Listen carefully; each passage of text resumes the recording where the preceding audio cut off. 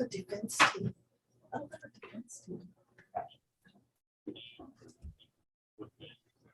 Who is it? That's what I was gonna ask. Does anyone have a thing of the names? I can go check. Stacy, there's somebody trying to get in the courtroom 3 days. I think I just exited out of my Zoom. Oh, wait, no, there it is. Okay.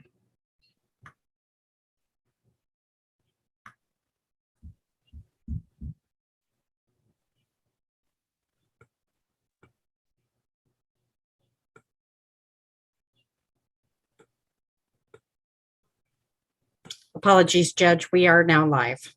All So right. this session of mock trial is now in session. Thank you. And can you remind me, did we want our jurors with cameras on or off?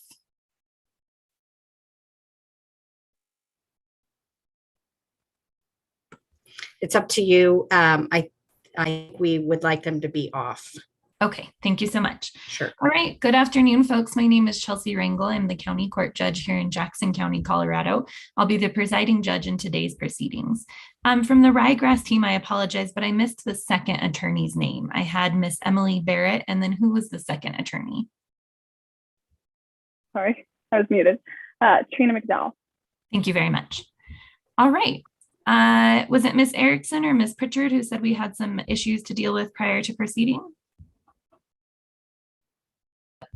That was me. Go right ahead, Miss Erickson. So firstly, we ask that we be allowed to remove our masks while we speak. I think that's certainly okay. Please do. Thank you. So secondly, we ask if we be allowed to remain seated while we address the court. I appreciate that, Miss Erickson. I think that makes sense with the cameras. Go right ahead. And just a few more. So we ask that the Weir siblings in this case, since they're siblings and have the same last name, be referred to by their first name so that we avoid confusion. Okay, tell me those names again. Dakota Weirs for the plaintiff and Skylar Weirs for the defendant. All right. If both And then- parties can note that so that we can clarify. Thank you. Okay, and then lastly, we ask that any remaining time be reserved for rebuttal. All right. Any objection from the defendant? No. All right. And Miss Barrett, I don't know if you have any way to turn on a light in front of where you're seated, but your face is quite dark, just so you're aware, ma'am. All right, that will be granted and time will be saved for rebuttal. Your timekeeper will keep track of that, correct? Yes, Your Honor. Excellent. Anything further? Nothing else, Your Honor. All right. Anything from the defense? No.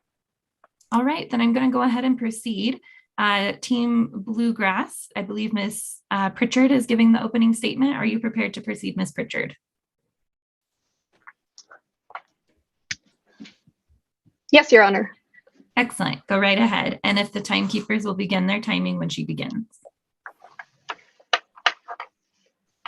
Your Honor, members of the jury, and opposing counsel, today we are presented with a case of corporate accountability, or more precisely, the lack thereof. You are here today because Lush Incorporated has not held themselves accountable.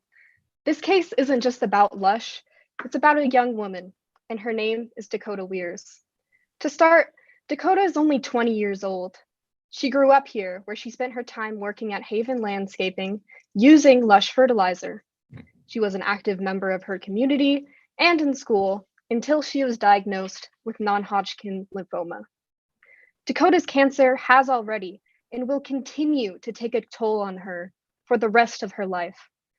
Members of the jury, you will be faced with deciding whether Lush Incorporated failed to properly warn users about the dangers of its product, whether Drufo causes non-Hodgkin lymphoma, and whether Dakota Weirs was negligent in wearing the proper protective equipment while using Lush fertilizer. The evidence will show that Lush did not put the correct warnings on their packaging. that there is a correlation between Drufo and non-Hodgkin lymphoma, and that Dakota handled the fertilizer like any teenager would.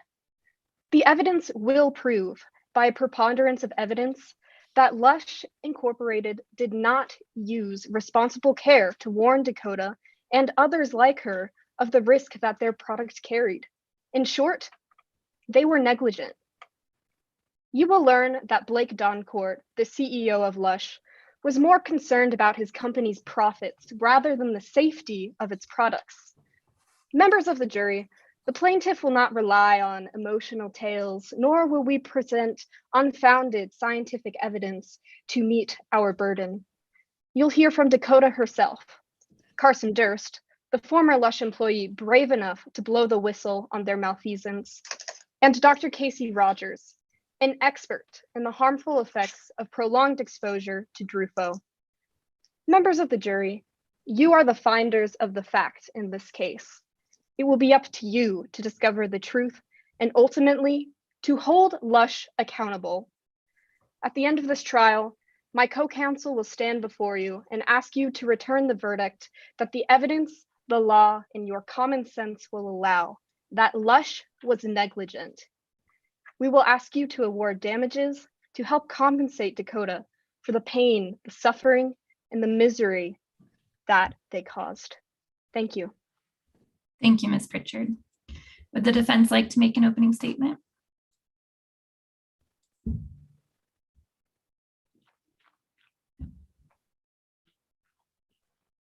Yes, Your Honor. Go right ahead, Ms. Barrett. Timekeepers, please begin when she begins speaking. Thank you. Actually, I'm not giving the opening statement. Kiana is supposed to be giving the opening statement. Okay.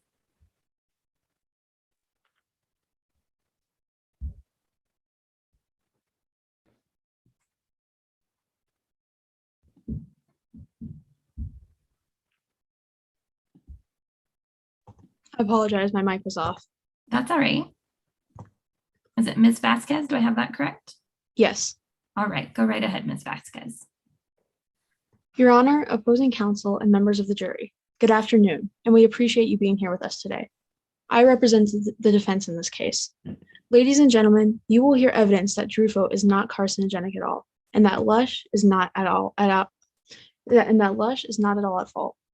It was not their fault. Lush fertilizer did not have anything to do with non-Hodgkin's lymphoma that Ms. Weirs is suffering from. Ms. Weirs was an employee for Haven Landscaping. In the years that she worked there as a landscaping technician, Ms. Weirs' primary task was spreading seed and fertilizer.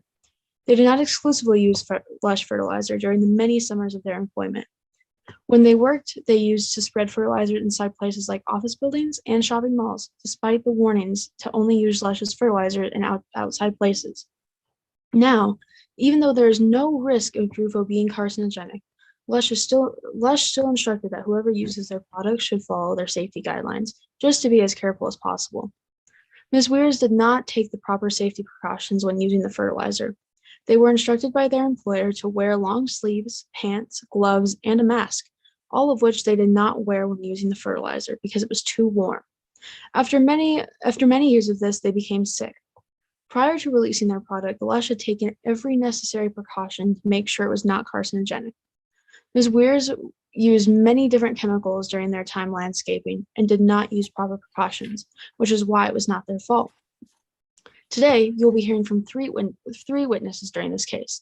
One is Blake Doncourt, the CEO of Lush Fertilizer, who will tell you how he was not aware of any risks associated with Drufo and how Lush found no carcinogens in their fertilizer. They will tell you that Lush is committed to environmental and physical safety and would never hide any of their findings from the public. You will also hear from Skylar Weirs, a journalist who discusses how Drufo is good for the environment and not harmful. They will also tell us that because of Drufo's confirmed carcinogens do not need to be added to the product. You will listen to Dr. Williams, head of Lush Fertilizer's research team, who will disprove the idea that Drufo can somehow cause non-Hodgkin's lymphoma, and will tell you that Drufo is safe. The plaintiff in this case holds the burden of proof. They must prove by preordinance of evidence, which means that it is more likely than not that Lush Fertilizer and Drufo cause Ms. Weir's non-Hodgkin's lymphoma. Even if the plaintiff has met that burden, because of the jury instruction number 8, if the plaintiff, Dakota Weirs, failed to do something that reasonably careful people would do under the same or similar circumstances to protect themselves from the claimed danger created by the product, then the monetary damages can be reduced by the percent at which the plaintiff was at fault. Ms. Weirs got unlucky. He does not deserve to have the terrible disease that he does, but it is misguided to blame Drufo and Lush Fertilizer for this tragic misfortune. This product is safe and did not contribute to Dakota's cancer. It was not their fault. Once you have been presented with all the evidence of this case, you will find that Lush is not at fault and rule in favor of the defense. Thank you for your time. Thank you, Ms. Vasquez. All right. The plaintiffs may proceed with their case. Who will be directing the first witness? I will, Your Honor. All right, Ms. Erickson, and who is your witness? Miss Dakota Weirs. Dakota Weirs. Good afternoon. Are you Dakota Weirs? I am. Yes. All right. Ms. Erickson, please proceed. So, Miss Dakota Weirs, can you please state your full name and spell your last name for the record? Yes. Yes. My name is Dakota Weirs, Weirs. And why are you here today, Dakota? I am here today because I have been diagnosed with non-Hodgkin's lymphoma. Dakota, let's hold on for just one moment. We're getting quite Yes. a bit of feedback from the audio. I don't know if Okay. either Ms. Erickson or Dakota, if you have headphones. Yeah. Or sometimes turning the volume down on the monitor helps. Okay, maybe I'll try muting myself in between. We're both using headphones. We'll see if we can. Okay, Should we do some sort of test to see if it works? go ahead. Dakota, will you say something? I am Dakota Weirs. Maybe Or take, did it still? yeah, I'll- Yeah, I'll mute myself after I ask every question, I guess. okay. Okay, so should I start over? So, Miss Dakota, can you please state your full name and spell your last name for the record?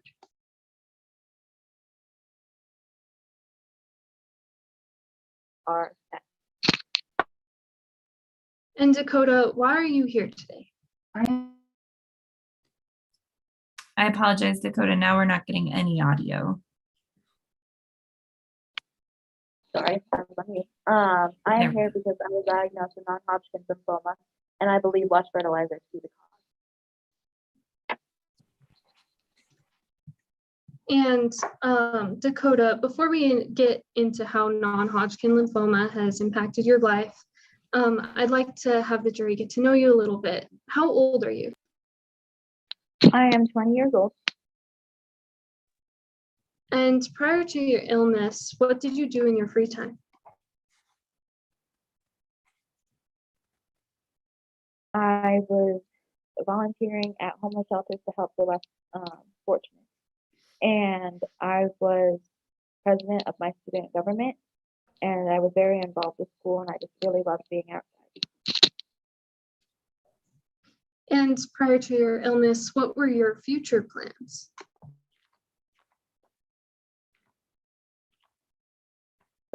On a scholarship for playing the piano to better my education. And now let's talk I about how you apologize again, came. Miss Erickson, for interrupting. Dakota, if you'll just, after you hit unmute, just pause for 1 second. Seems like there's a bit of a delay and we want to make sure we hear everything you have to say. Thank you. Thank you, Your Honor. To proceed, let's talk about how you came into contact with Lush Fertilizer. Have you ever used Lush Fertilizer? Yes, I was employed at Haven Landscaping, a locally owned business. And I started working there when I was 14. And I used Lush Fertilizer there.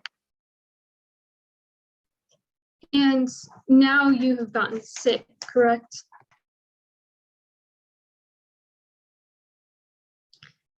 And what were your symptoms when you got sick?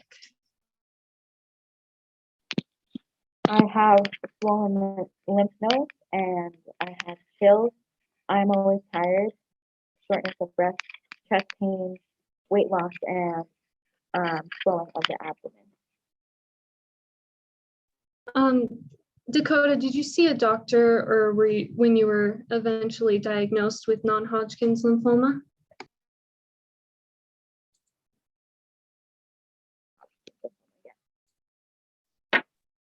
And you mentioned lush fertilizer was the cause. What reasons did you come across that have made you suspect initially lush to have caused your illness? I have a twin named Skylar, and our mother made us do everything while we grew up together the same. And everything that we have done has been together and the same except for my job. So if I thought that it was the only logical reason that I got it from work. And you mentioned Skylar. Can you just describe your twin for us?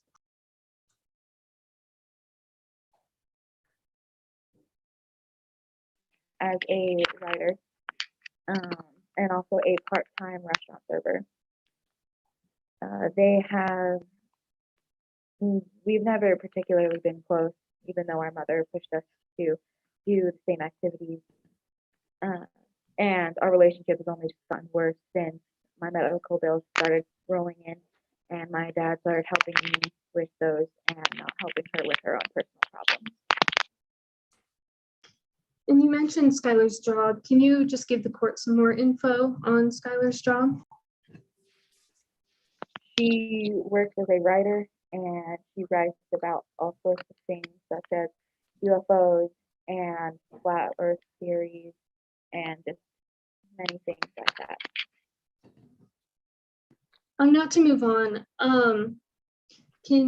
how did you come to directly connect lush with your sickness?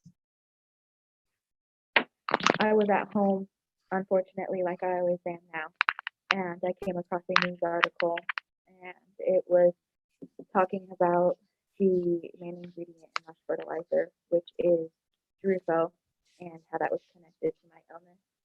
So I called my boss directly to limit people who were, to warn them to limit people who might happen to get sick like me.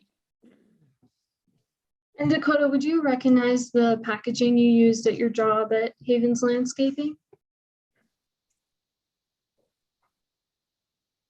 And Dakota, your boss sent you a copy, or did your boss send you a copy of that fertilizer packaging?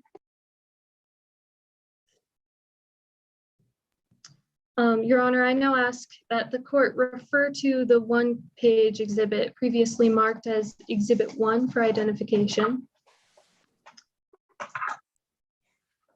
All right, I've got that here. And Ms. Erickson, hold on for just one moment. I apologize. I should have had an appearance from the defense attorney who will be cross-examining this witness. If that person wants to remain on camera during the cross in case of any objections, that's just fine. All right. Is that you, Ms. Barrett? Yes. Okay, excellent. Thank you. All right, I'm taking a look at Exhibit 1, counsel. Go ahead. Thank you, Your Honor.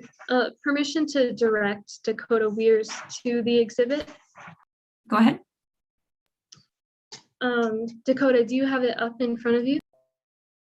I do, yes. And do you recognize this picture? I do. How do you recognize it, Dakota? This is the packaging that I used when I was 14, starting at Haven.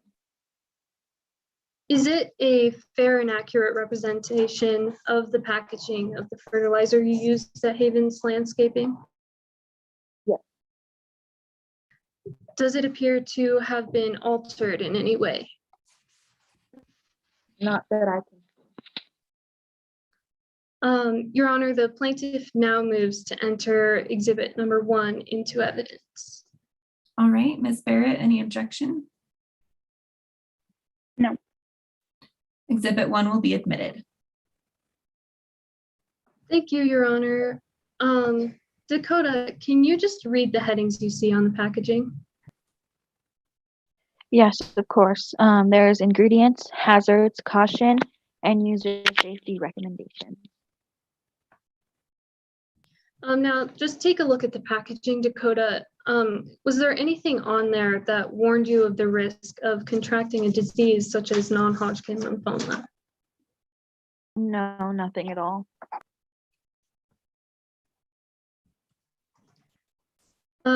Now we talked at the start of your direct about how your life was before you got sick. What is it like now? It's very limited. I am not able to do the things that I loved before. The pain and the fatigue is just so much sometimes. I mentioned that I wanted to go to college for playing the piano, and I can no longer do that, for it causes bruising for me to sit for long periods of time, and I'm just always tired and always at home. Now, finally, Dakota, what are you hoping for out of this lawsuit?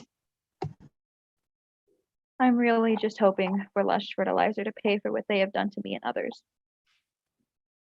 Thank you, Dakota. No further questions, Your Honor. Thank you, Ms. Erickson. Ms. Barrett, would you like to cross-examine this witness? Yes, Your Honor. Go right ahead. You worked for Haven Landscaping since you were 14, correct?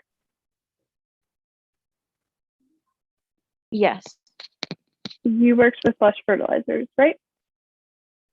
yes, Lush was not the only fertilizer you worked with. You worked with various other fertilizers and lawn chemicals, correct? I believe so, yes. You don't have any specialized training in carcinogenic products, right? No, I have not been able to gain that knowledge, no. Did your boss directly tell you you needed to be wearing proper PPE protocols? Objection, Your Honor. Hearsay. One moment. Ms. Barrett, I believe the question was, did your boss tell you to use PPE? Did I hear that correctly? Yes. All right. The plaintiff has objected, stating hearsay. Do you have an exception to that? No, I don't. All right, let's move on then. The objection will be granted. Next question, please. Were you wearing long sleeves? I was not. Were you wearing long pants? I was not. Were you wearing gloves? No, Were you wearing something to cover your face with? no, I was not. Were you wearing a mask? No. Objection, Your Honor. These questions are redundant. I have an intruder in the courtroom. Hold on for me just one moment, please.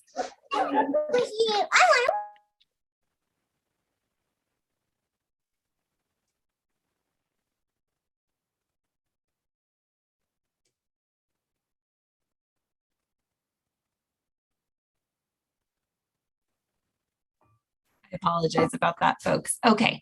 Ms. Erickson, your objection was to redundancy. Is that correct? Yes, Your Honor. What rule of evidence are you referring to with that objection? Just the formation of the questions. I think that's Rule 611. All right, Ms. Barrett, any response? These questions are important to specifically ask to make sure that they weren't specifically wearing any proper PPE equipment. All right, I will overrule the objection. Ms. Barrett, you may continue. Were you wearing an N95 mask? I was not, no. Were you using a respirator? No. It was recommended to wear these things, correct? Yes, recommended. Thank you, Your Honor. That'll be all. Okay. Timekeeper, has Ms. Erickson reserved any time for rebuttal? I don't have a rebuttal. Okay, but all thank right. you. Easy enough. Thank you, Your Honor. Any further questions for the witness, Dakota? No, Your Honor. Dakota, you may be excused. Thank you for your testimony here today. Ms. Erickson, do you have another witness? Oh, you're on mute. My bad. Mary Grace Phillips will be calling the next witness. Thank you. Ms. Phillips. Good afternoon, Ms. Phillips. Are you the attorney? Yes. All right, Ms. Phillips, which witness do you intend to call? The plaintiff calls Carson Durst to the stand. All right. Carson Durst, if you'll come to the stand, and then do we have an attorney from the defense that will be handling this witness?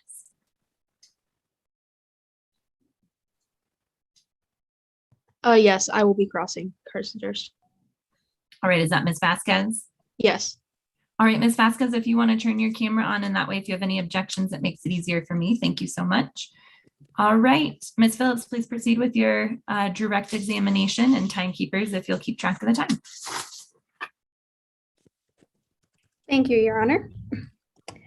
Mr. Durst, could you please state your full name and spell your last for the court? My name is Carson Durst, D-U-R-S-T. And why are you here today? I'm here today to state the truth about my time with Lush Fertilizer and state my relationship with Blake Doncor. Could you describe your position at Terrace Greenery for us? I'm currently the lead product developer for Terrace Green.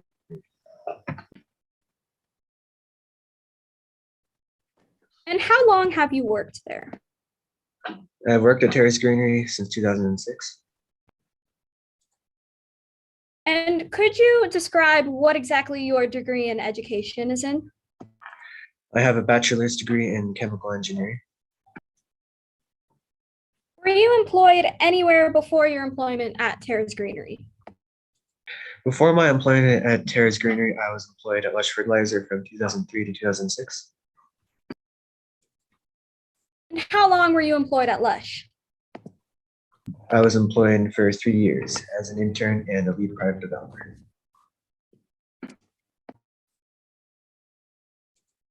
And what did you do while working at Lush in your position? At Lush, I conducted research about a chemical that comprised of juice.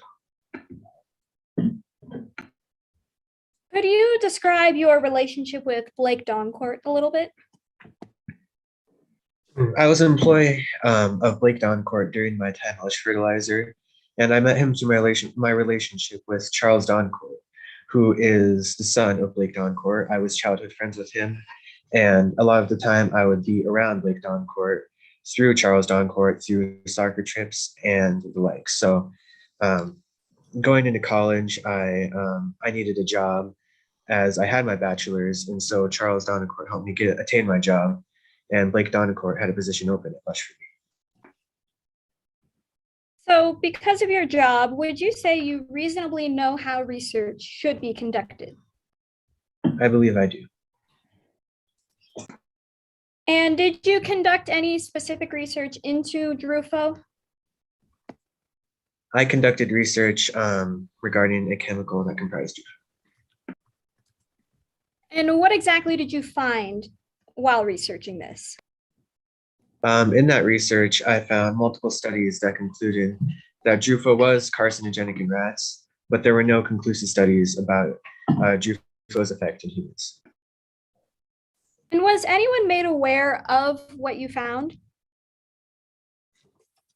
Our research was recorded in notebooks, and it was to be examined by Jerry Landley. And I do not believe that there is a way that my notebooks and our notebooks at Lush Fertilizer could not have been examined. Were there any studies that you were were there any other studies that you were made aware of while working? I was made aware of a study by a doctor that considered whether or not Drufo was linked to non-Hodgkin lymphoma. And there were also studies regarding whether it was carcinogenic.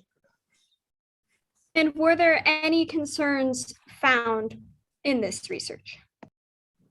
The research was not conclusive, but there were concerns, since Drufo was carcinogenic in rats, that there was a possibility that they could have other effects.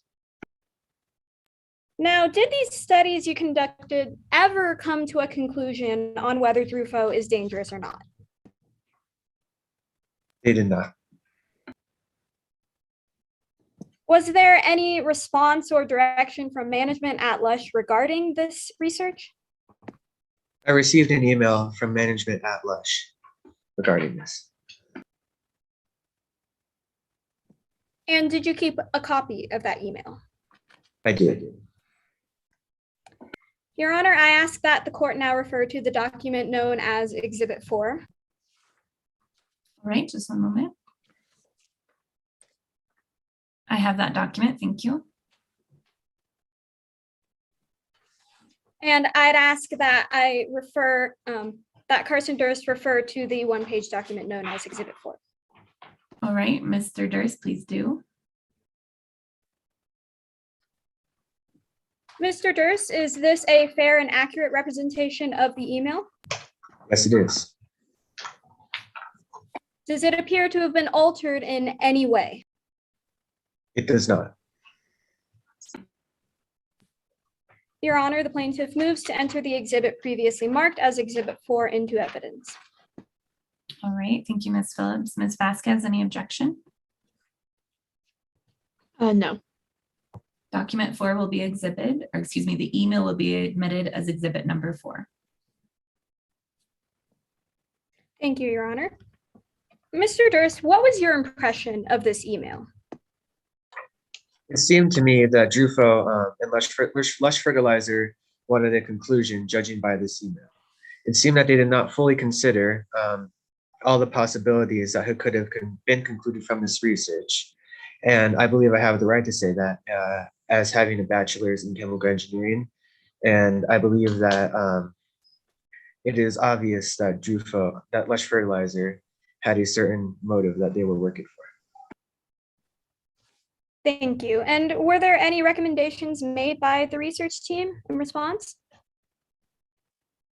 The research team recommended that more research be conducted. Thank you. There will be no further questions, Your Honor. Thank you, Ms. Phillips. Ms. Vasquez, your witness. Your Honor, am I able to cross Carson Durst? Yes, go right ahead. Okay. Did you work at Lush Fertilizer? Yes, I did. And did you quit Lush? Yes, I did. And you quit because your relationship with the Don Courts was affecting your job? Yes. And so you did have a relationship with the Don Court family? Yes, I did. Were your coworkers suspicious of your position because of your relationship with the Don Courts? Yes, they were. Did your departure Objection, Your Honor, relevance? Okay, one moment. Ms. Vasquez, I didn't quite hear the question. Repeat the question for me. Were your coworkers suspicious of your position because of your relationship with the Don Court family? And your objection was to relevance, Ms. Phillips? Yes. Ms. Vasquez, what's the relevance of your question? This question is relevant because it is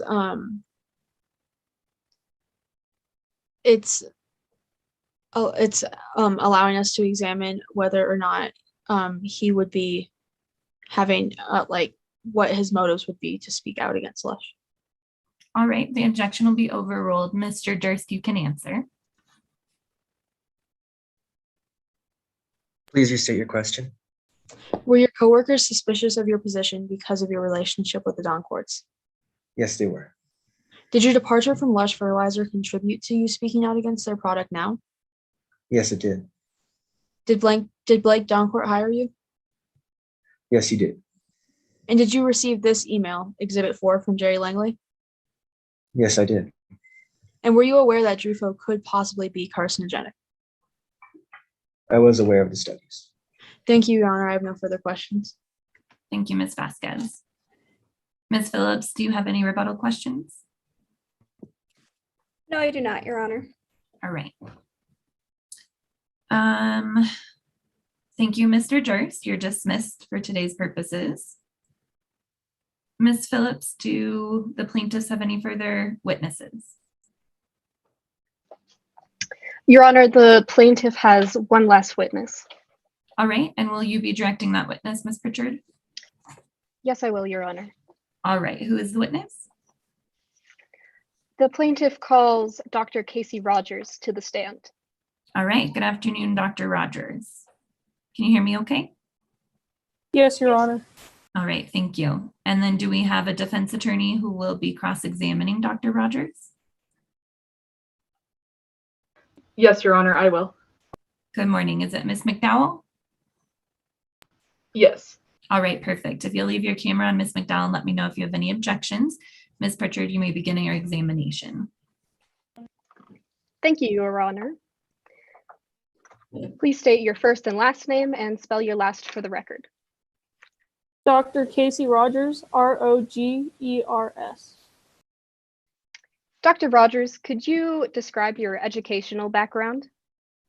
Yes, I have a degree in agriculture and entomology from the University of California at Berkeley, and a degree in agriculture and chemistry from Colorado State University.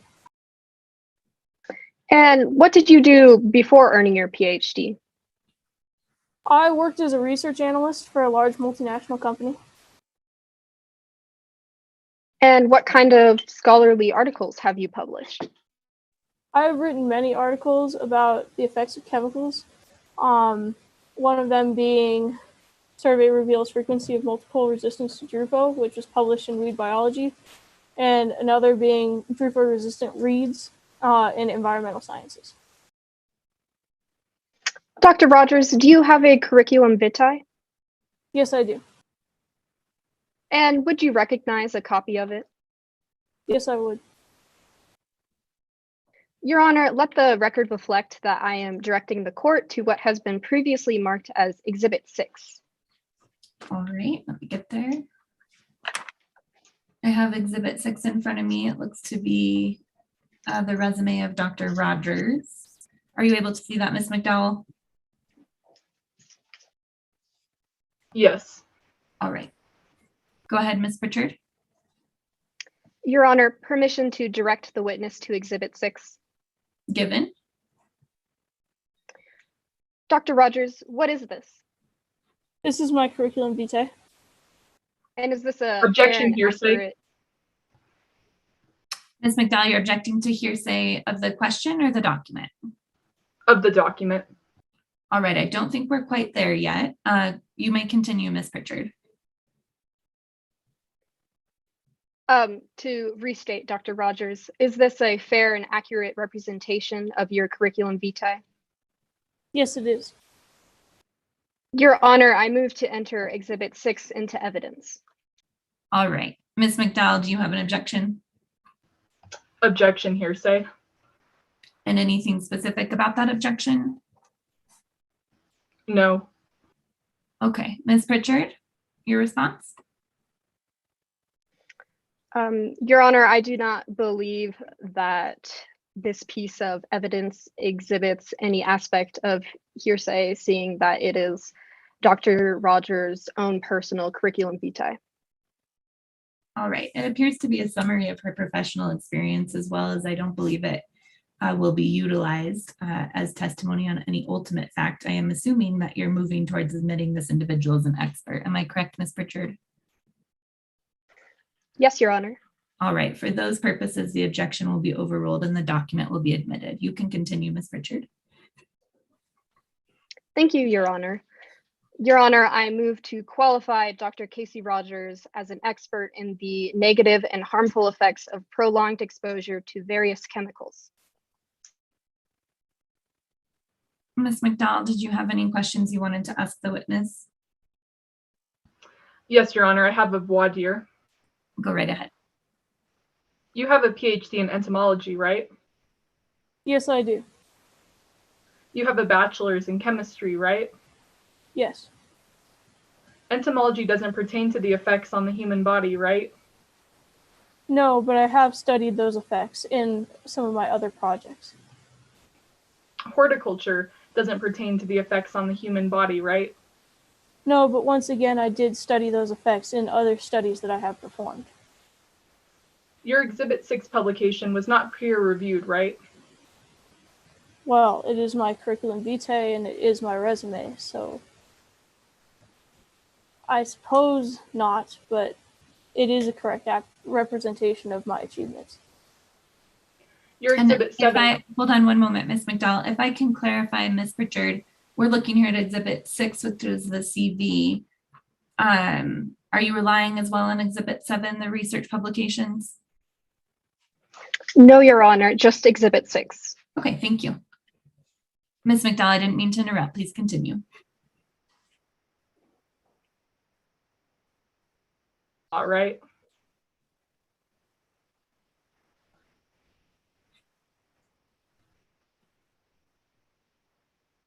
Can you please repeat that question? I couldn't hear you.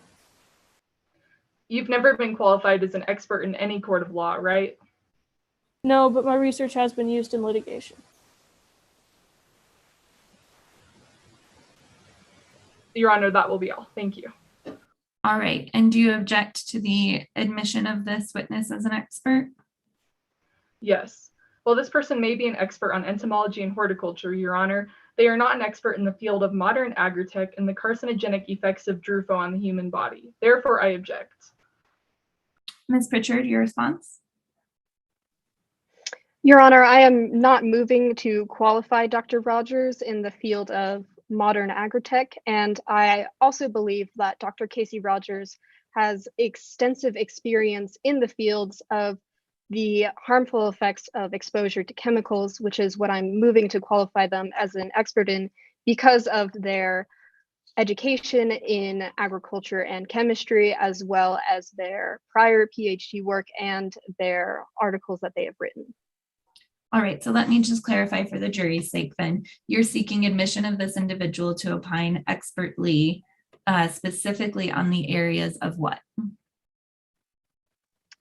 The negative and harmful effects of prolonged exposure to various chemicals, specifically Drufo. Okay, can you just ask some questions to expand on the knowledge or experience or skill basis in that particular area? Yes, Your Honor. Thank you. So, Dr. Rogers, have you published any scholarly articles about Drufo? Yes, I've published many. I mentioned a couple earlier on multiple resistance frequency to Drufo, but I've also studied, written several other articles. And Dr. Rogers, just to clarify, you have worked at a large chemical company before, correct? Yes, I did. That's what I did before I got my PhD. I move again, Your Honor, to qualify Dr. Rogers as an expert. All right, Ms. McDowell, the same objection, or do you have anything additional? Same objection. Thank you. The court is looking here at Colorado Rules of Evidence 702, and I do believe that based upon the required factors there, Dr. Rogers has the sufficient knowledge, skills, and experience to testify as an expert in this very limited area. I will admit Dr. Rogers for that purpose as an expert today, overruling Ms. McDowell's objection. Go right ahead, Ms. Pritchard. Thank you, Your Honor. To continue, Dr. Rogers, has your research been used in litigation before? Yes, it has. And has it also been used to make any recommendations? Yes, I have had my research and given it to companies as recommendations before. Dr. Rogers, could you explain to the court what Drufo is? Drufo is a bonding agent that is also a preservative. And what do companies use Drufo for? As I say before, as a preservative, but also to help keep the fertilizer in the ground longer so that it can help the plants more.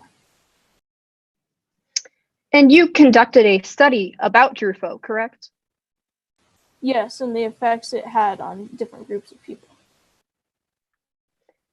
And could you explain to the court what exactly you were studying? I was studying the correlation between major diseases and people who used Drufo. And could you explain the process of this study? Yes, so I chose 3 different groups of people. The first group, which was my control group, was people who had never been in contact with Drufo before. The second group was people who used it every so often, such as gardeners. And the third group was people who used it on a regular and commercial basis, such as farmers or lawn workers. And Dr. Rogers, what was the findings of this study? I found that the percentage of people who had a major disease was increased by about a factor of 5 for those that were exposed to it every so often, and a factor of 10 with those who were exposed to it regularly. And on a scientific level, how could this occur? So the likely possibility of it occurring is it entered either through the skin or, if it was an aerosolized version, through the lungs, which then those small particles made their way to the lymph nodes and caused cancerous cells to overload in the lymph nodes, therefore causing the immune system to stress, and from there, lymphoma of any type is pretty much inevitable. And Dr. Rogers, are you aware of non-Hodgkin lymphoma specifically? Yes, I have studied non-Hodgkin's lymphoma while studying other types of lymphoma and cancer due to my study. And how does it affect the immune system?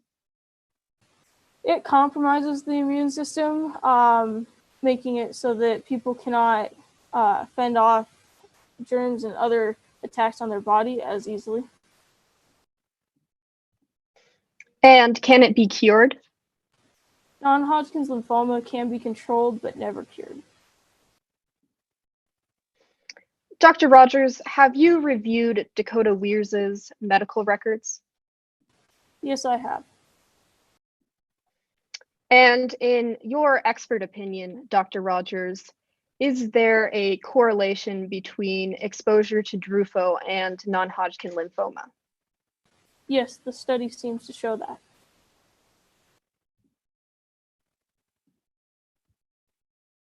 For Dakota Weirs. Yes, this could have occurred for Dakota Weirs. No further questions, Your Honor. All right, thank you, Ms. Pritchard. Ms. McDowell, would you like to cross-examine this witness? Yes, Your Honor. Please go right ahead. You're an expert in entomology and horticulture, right?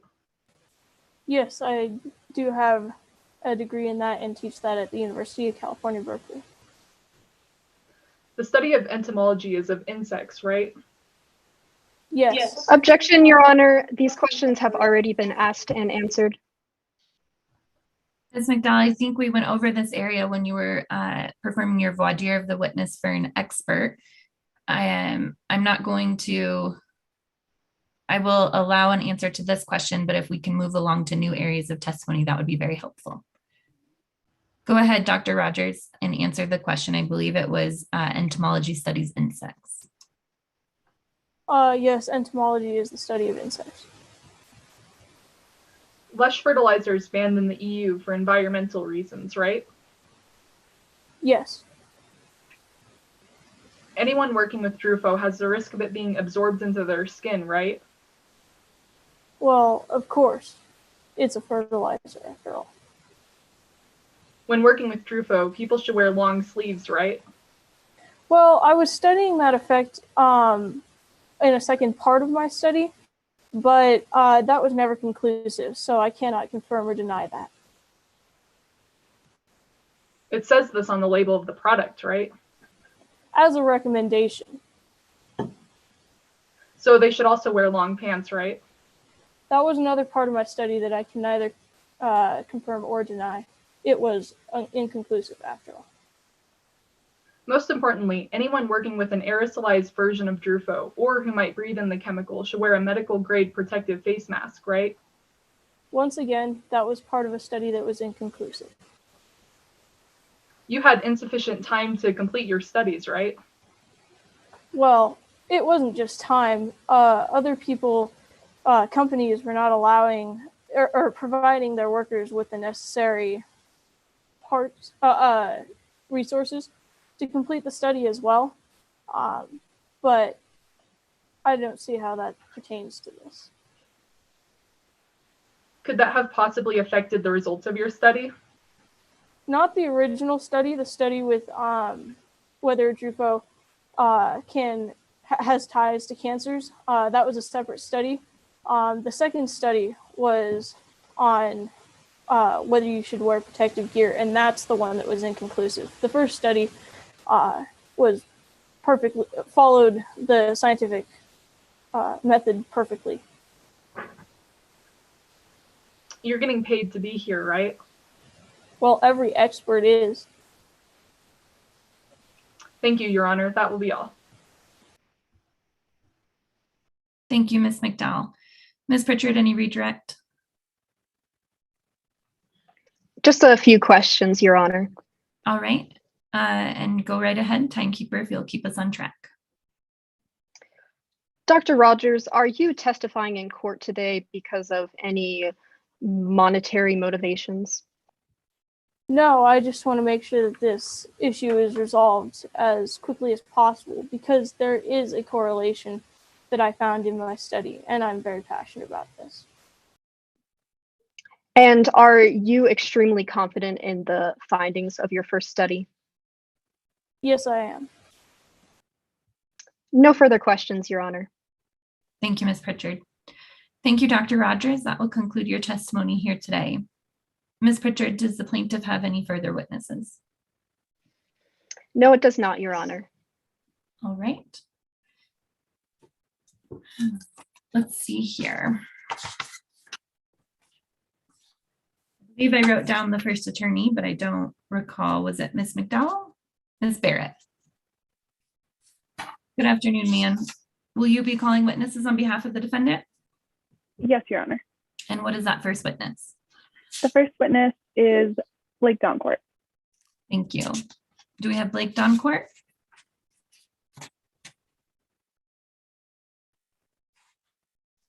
Hello there. Your Honor. Hi, Your Honor. Sorry.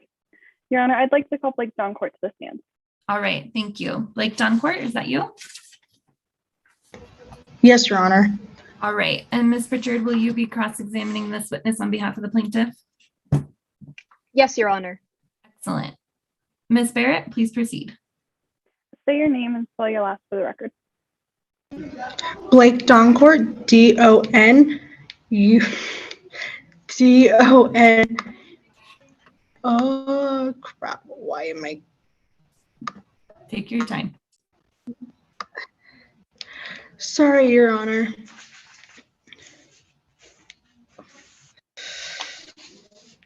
Oh my gosh, why? D-O-N-C-O-U-R-T-T.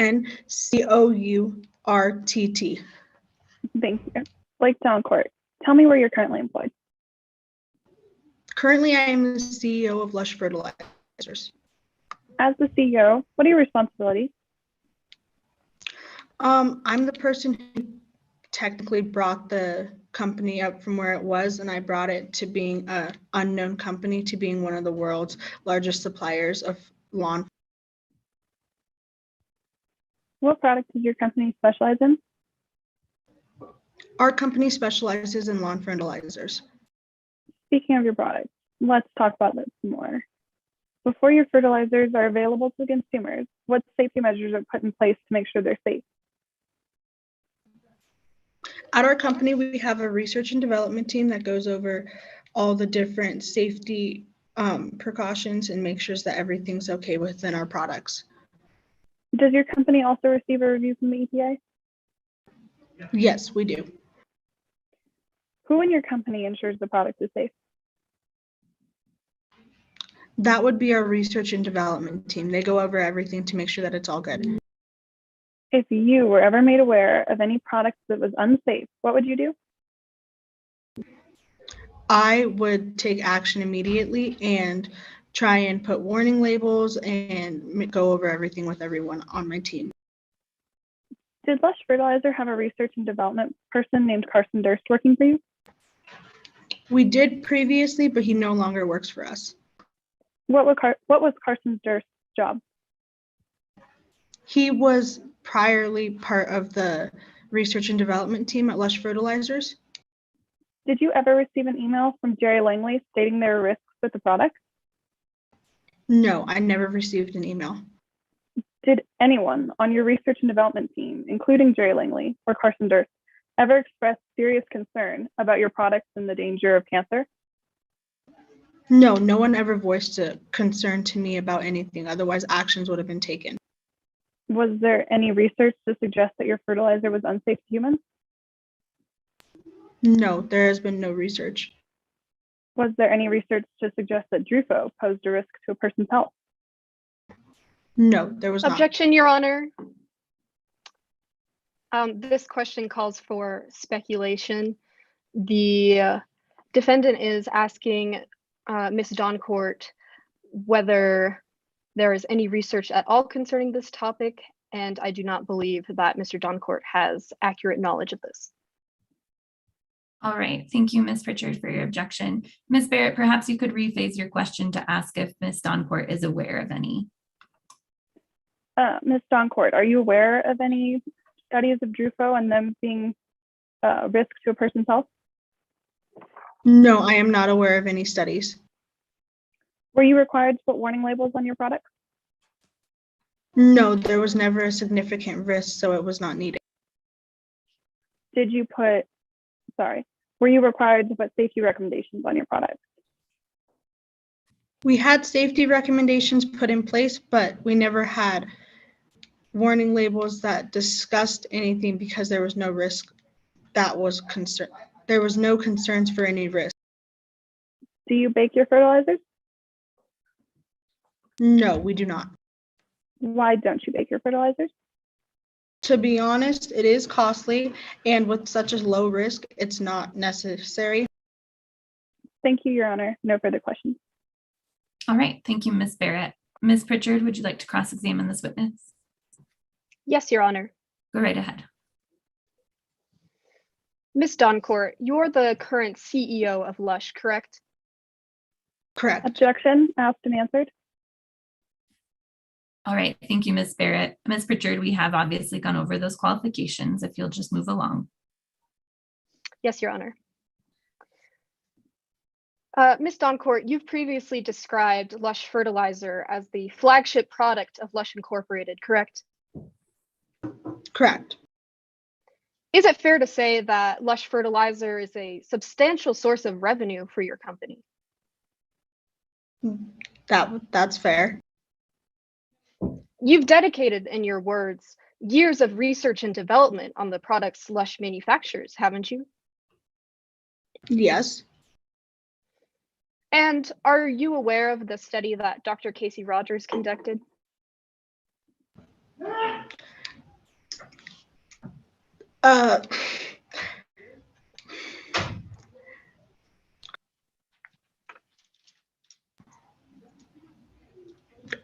Sorry. May you repeat your question? Are you aware of the study that Dr. Casey Rogers conducted? I am. And despite that study, your corporation decided not to include a warning on Lush Fertilizer, correct? Correct. And that's because you personally don't believe that it followed reliable protocols, correct? Correct. But you're not a chemist, are you? No. Are you a researcher? No. So would you agree with me that you have no scientific knowledge as to what the correct protocols are for studies such as this one? I would. And moving forward to Carson Durst, you think of him as a regrettable disappointment, correct? Correct. His job was to look for any dangers or risks of Drufo so that you could follow up on them? Correct. Did you ever receive any communication from Carson Durst about his concerns? Objection, asked and answered. Ms. Barrett, your objection is asked and answered? Yes. In what regards? Help me out. In my direct, I'd asked if Carson Durst ever directly told, not directly, sorry, if Carson Durst ever told Miss Doncourt that the fertilizers were dangerous. Okay, Ms. Pritchard, I'm assuming you're using this question to lead into an area of questions. Yes, Your Honor. All right, I'll overrule the objection to allow Ms. Pritchard to navigate her conversation. Ms. Pritchard, you may continue. Just to ask the question again, did you ever receive any such communication from Carson Durst? No. However, isn't it possible that Durst alerted other employees of your corporation regarding his concerns about the safety of Drufo? Yes, but I was never aware of it.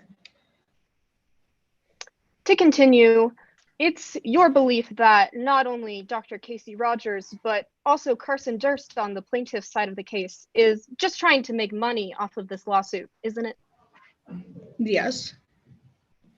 But isn't it true that if the court rules in favor of the plaintiff, Lush Fertilizer stands to lose a substantial amount of money, not only in terms of damages, but also in lost profit from sales, isn't it? Yes, that would be true. However, your motivations aren't about the money, correct? Correct. And moving on to Lush's products, you're aware that baking Lush Fertilizer would remove any risk that it would become carcinogenic, correct? Correct. And yet knowing this, you opted not to have the fertilizer baked. Correct, because it wasn't needed. And it's more expensive, correct? Correct. In fact, you created an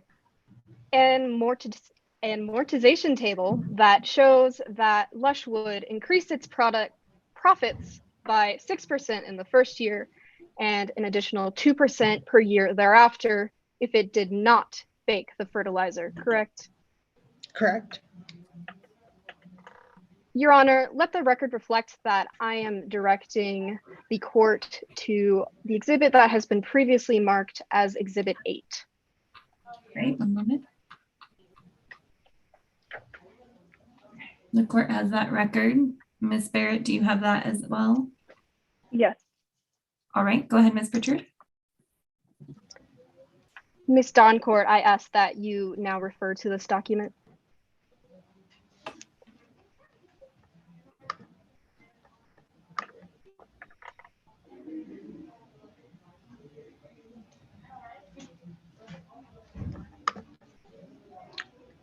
May you repeat which document it is? Exhibit 8, Ms. Doncourt. Thank you.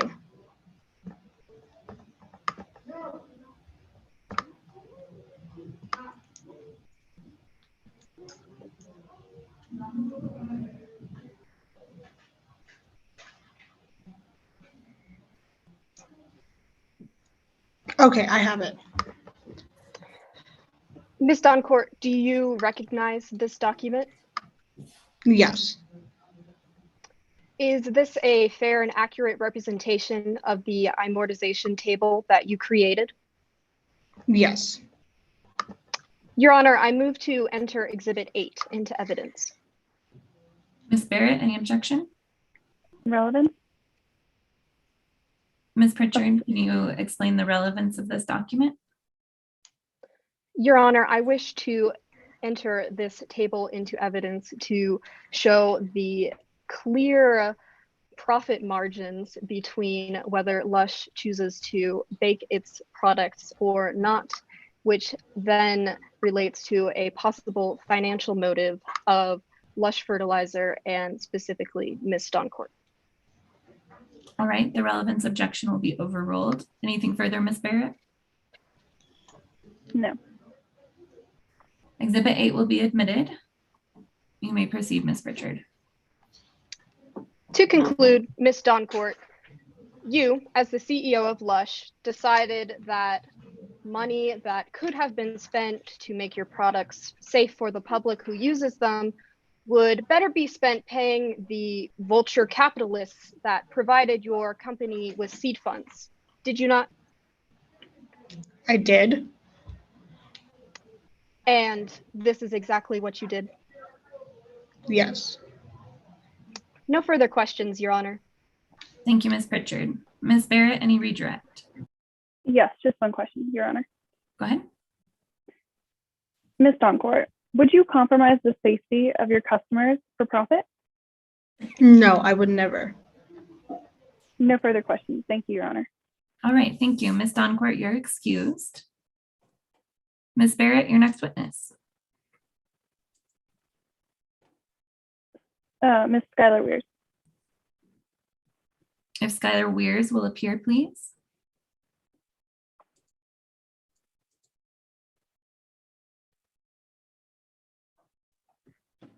Sorry, my apologies. No problem. All right. Help me understand who's the attorney and who's the witness. I'm the witness. Okay. I'm the attorney. All right, Ms. McDowell, you'll be questioning Skylar Weirs. And then it looks like we have Ms. Phillips from the defense. Is that correct? Yes. Excellent. Go right ahead, Ms. McDowell. And you can refer to the witness by Skylar, as we talked about before, to clarify between Dakota and Skylar. Your Honor, the defense would like to call Skylar Weirs to the stand. Please state your name and spell your last for the record. Skylar Weirs, Weirs. Do you know Dakota Weirs?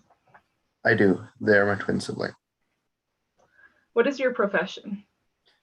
I'm a journalist for the Rationalist, which is a nonprofit or organization about skepticism over modern science.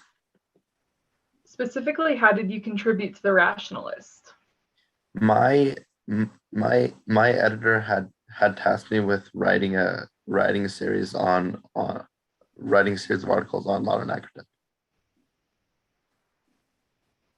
What kind of work have you done? I have looked into countless articles and publications from various fertilizers and various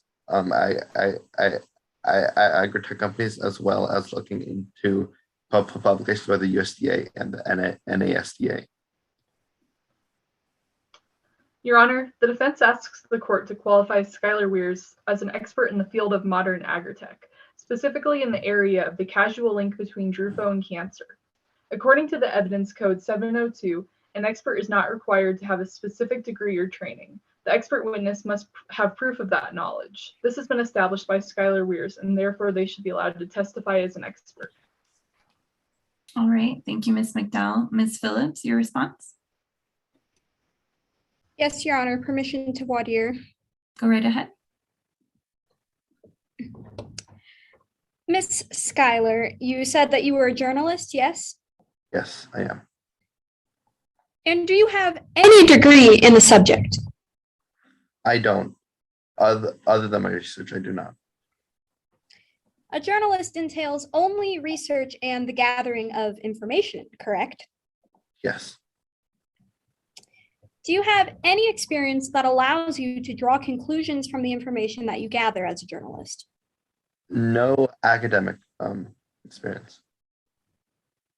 That is all for my questions. Your Honor, at this time, I ask that the witness's expertise be limited to reporting information and that the witness not be allowed to draw any conclusions as to the properties of Drufo. And I'm so sorry about that, Ms. Phillips. The audio went out for just a moment. Will you restate your objection?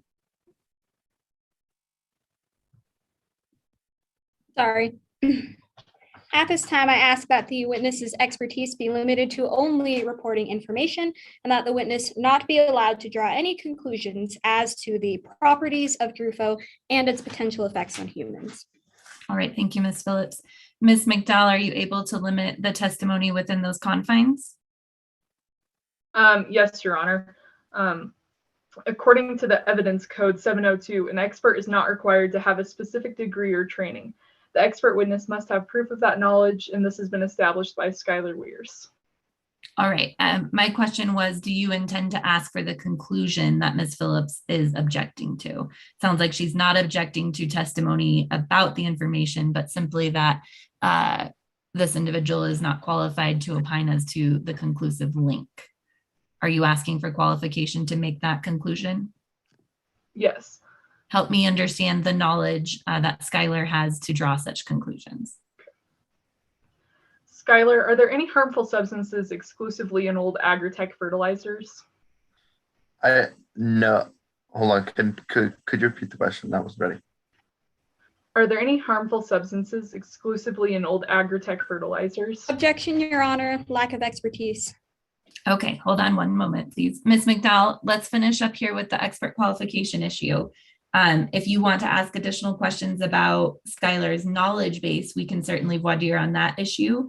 Otherwise, do you have any argument about why Skylar is qualified to draw conclusions? Yes. Can I ask more questions to prove that they're qualified? Go ahead, lay that foundation. What is your pseudoscience research? What? Your research? About what topic specifically? The pseudoscience that's a part of Lush Fertilizer. I can't recall it at this moment. I'm sorry. How is Drufo applied? Druvo should be applied once to twice a year. And how is Drufo different from other fertilizers? It does not contain the chemicals like. Objection, Your Honor, lack of expert opinion. All right, Ms. McDowell, we're getting away from the qualification issue here, so let's hold on just one moment. Ms. Phillips, I apologize again, but restate for me explicitly your objection in what area? My objection is that the witness's expertise be limited to only reporting information and not drawing any conclusions as to the effects of Drufo on humans. All right, Ms. McDowell, any responses to that objection?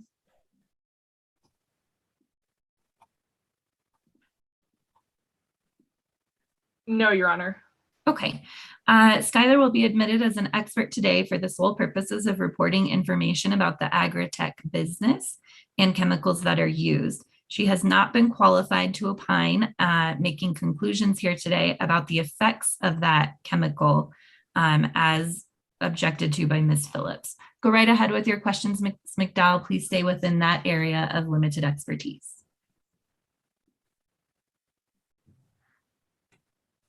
Are there any harmful substances exclusively in old agri-tech fertilizers? Yes.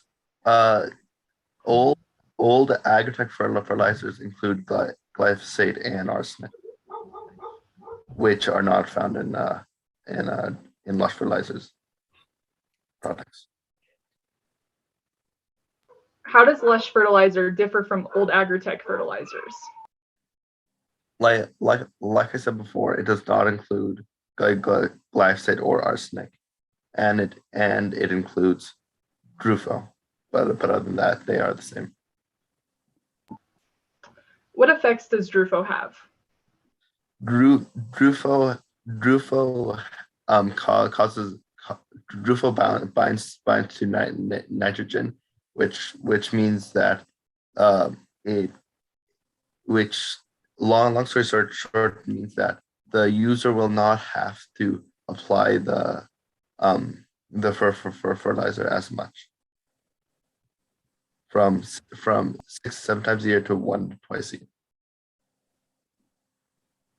What would you tell someone who's a critic of Lush Fertilizer? I believe this is beyond my expertise as laid down by Ms. Phillips. Based on what you reviewed, did you form any conclusions? Objection, Your Honor, lack of expert opinion. Ms. McDowell, if you'll clarify your question, what conclusions about what? Conclusions about your journalist studies. Specifically, what part of my journalist studies?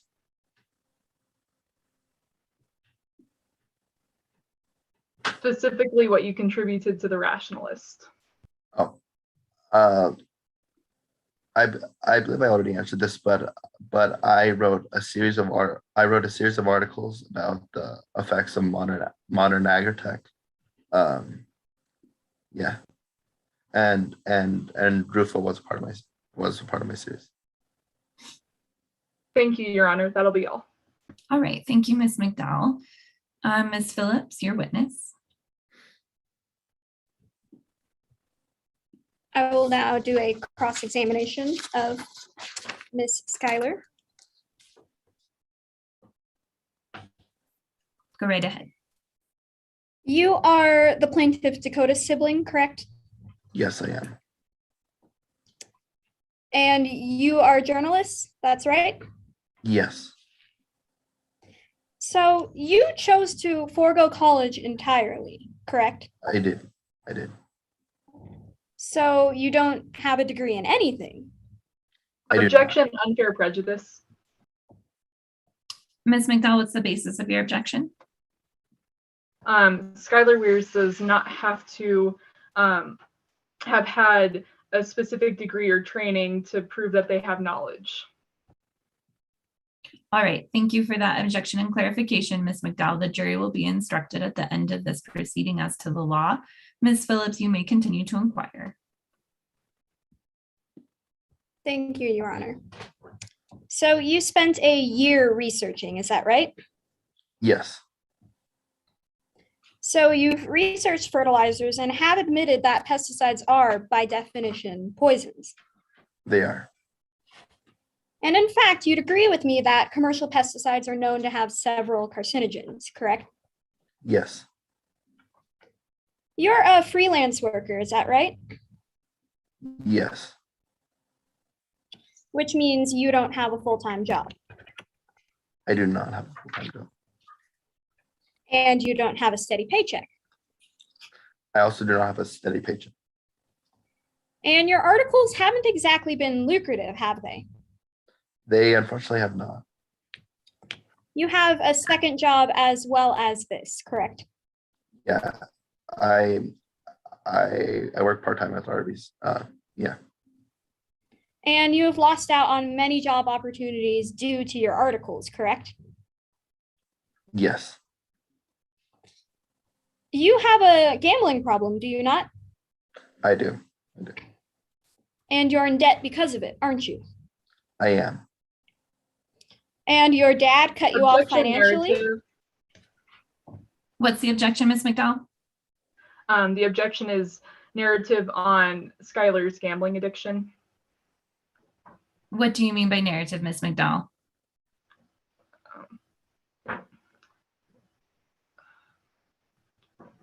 Ms. Phillips is cross-examining, so she's stating her questions in a leading manner. Okay. Ms. Phillips, is there relevancy to the case at hand to these questions? You're on mute. Sorry about that. This is relevant because through my further questionings, I will illustrate a possible financial motive to Ms. Schuyler. All right. You may continue, Ms. Phillips. The narrative objection is overruled. Thank you.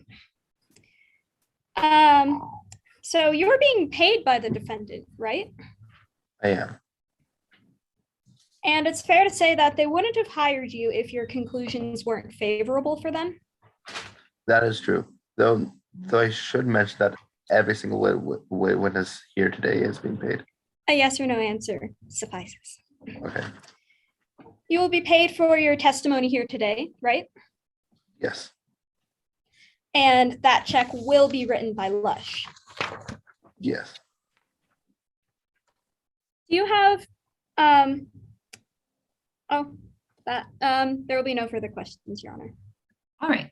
Ms. McDowell, any redirect? Yes, Your Honor. Go right ahead. Schuyler, are you here for any financial gain? I am.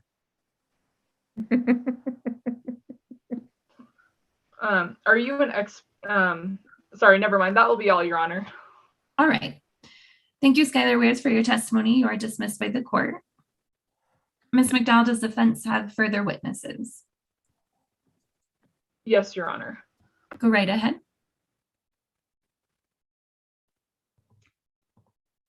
Your Honor, the defense would like to call Dr. Devin Williams to the stand. All right, thank you, Ms. Vasquez. Do I have the witness Devin Williams? I'm here. All right, good afternoon, Mr. Williams. And is that Ms. Erickson on behalf of the plaintiff? Yes, Your Honor. All right, Ms. Vasquez, your witness, please go right ahead. Dr. Williams, please state your name and spell your last for the record. Devin Williams, Williams. And what is your current profession? I'm a toxicologist by training, and I work at Lush Fertilizer. And how long have you been employed there? I've been employed there for a decade, almost 10 years. What degrees and certifications do you currently hold? I hold a PhD in toxicology and have also worked closely with Utah to specialize in like agriculture and get some further training in toxicology. And I have a PhD. It's also recorded in my curriculum vitae. And where did you attain these? I retained my first PhD at CSU in Fort Collins, and then I also worked with the University of Utah.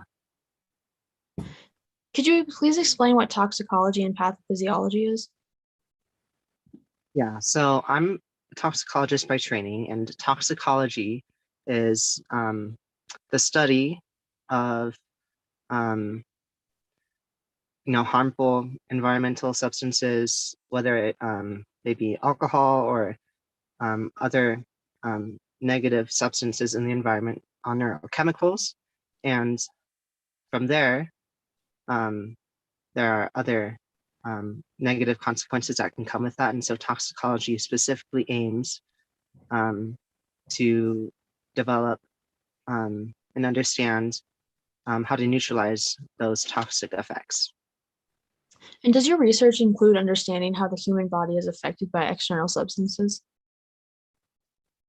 It does heavily, yes. Okay. Your Honor, I would like to direct the court to Exhibit 9, please. Okay. I'm there. Go ahead.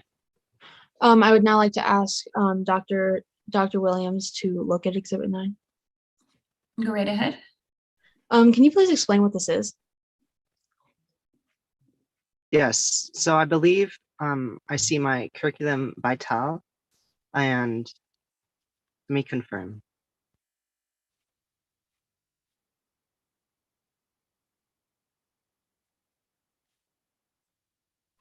Do we still have the witness? Yes. Okay.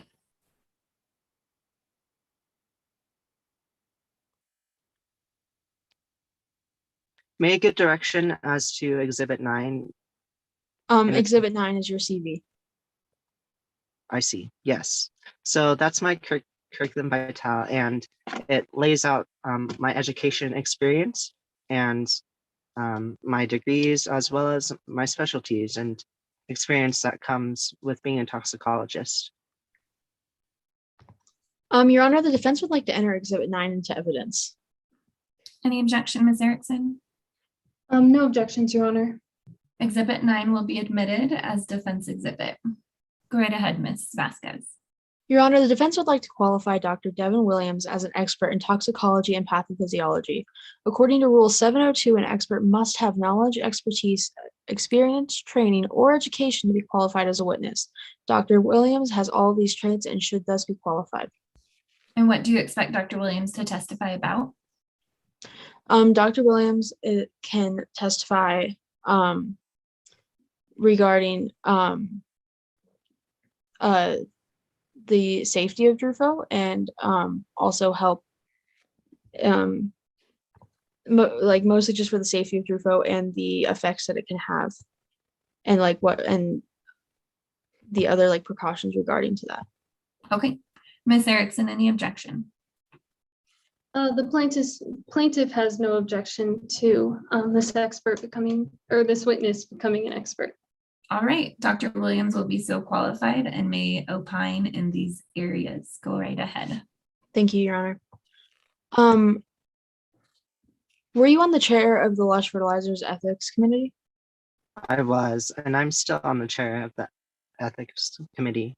Yes, I was part of the chair. And what makes Drufo so special? Drufo is very special because it's a new age, and you need new fertilizers for that. And so distinctly, Lush fertilizer has less nitrogen in it, and so it doesn't need as much quantity for its fertilizer purposes. And so by that, we can help prevent eutrophication, which is these negative bacteria that— Objection, Your Honor. This answer is narrative. I simply think that the witness is answering the question using his expertise and explaining it properly, so I'll overrule the objection. You may continue, Dr. Williams.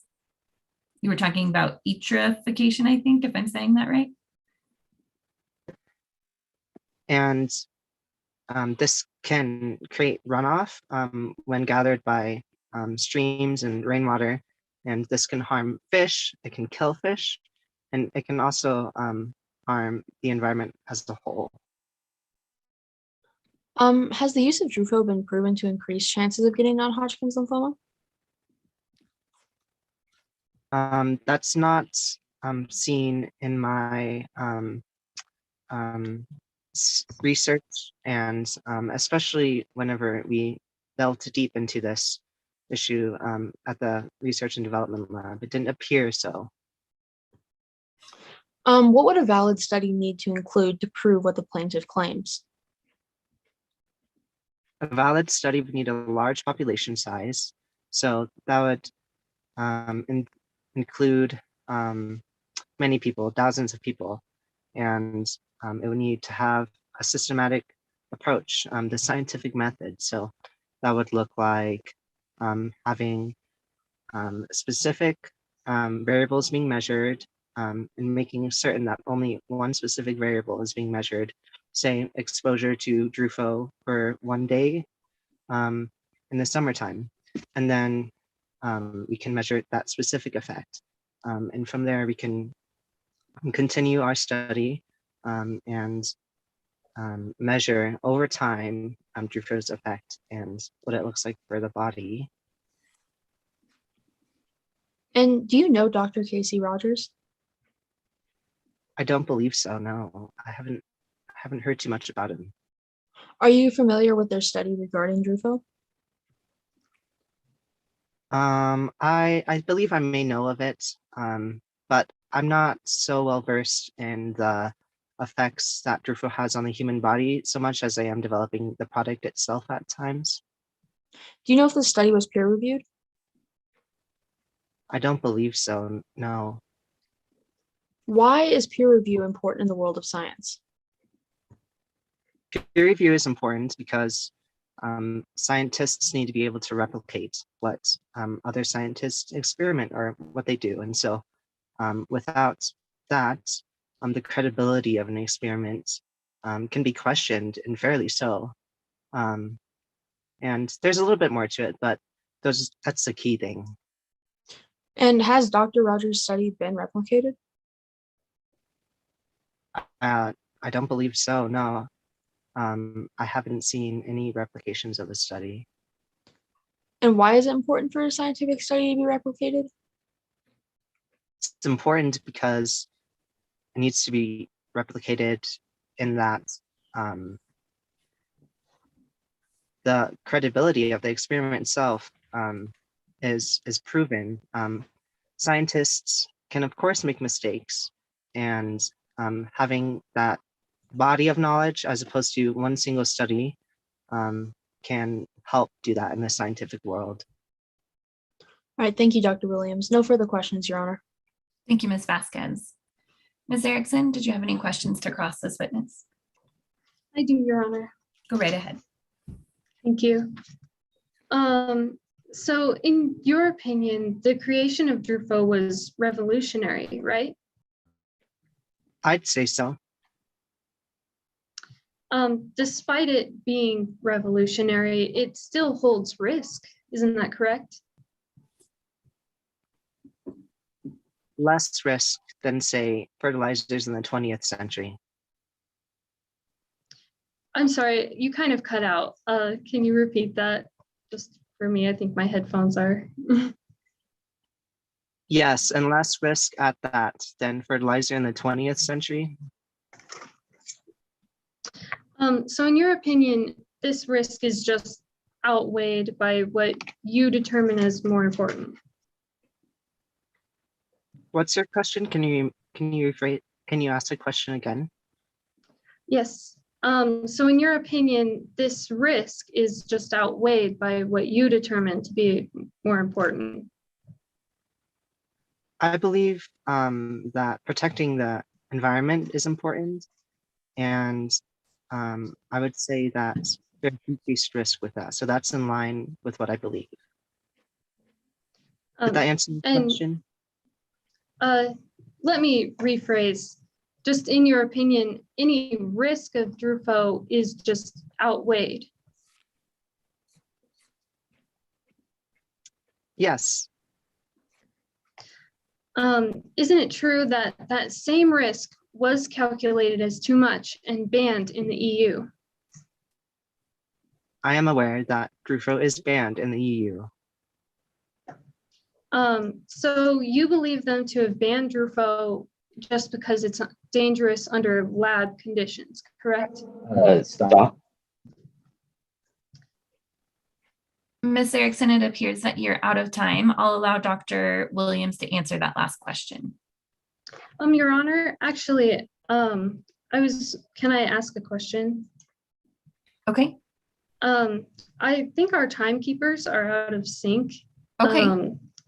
I was just wondering what the amount of time for a cross is supposed to be. All right, if I can have the timekeepers pop on for me. I see a timekeeper from Ryegrass, good morning or afternoon, and a timekeeper from Bluegrass, thank you. What are you both calculating as time allowed for cross-examination? I have 10 minutes for, they have spent 10 minutes. All right, and the doing timekeeper their from Bluegrass? I saw on the website that it was 11 minutes for cross-examination. 11 minutes? Yes. All right. I have that it was 20 minutes per side. In total for cross-examination? Yes. All right, so it sounds like we're having some confusion. I will admit that I am less familiar with the rules of timekeeping than I am with the rules of evidence. So let's take a look just one moment. Do we have our moderator present in the room to help us out with that question? And if any of the jurors know as well, I would appreciate that. I'm seeing that the rules for timekeeping is on page 17. It's 5.6, and it does look like it says cross-examination and optional recross. They have up to 20 minutes per side. Okay, and so timekeepers, to get back on sync here, help me understand where you're at in your timing. I have 10 minutes and 20 seconds currently. Bluegrass? Yeah, it's around 10 minutes then, if we have 20. Okay, so would that mean that they have an additional 9 minutes and 40 seconds remaining? Are we both on the same page there? Okay, excellent. Thank you. So with that understanding, let's continue keeping time. Thank you for the clarification. And Ms. Erickson, I'll return to you then. Please restate your last question because I'm sure we've all gotten a bit lost. Yeah, I apologize. I think we had the wrong information. So just to restate, do you believe Drufo to have been banned in the EU because it is dangerous simply under lab conditions? I don't believe that Drufo is dangerous under lab conditions, but I am aware that it's banned in the EU. Objection, Your Honor. Hearsay.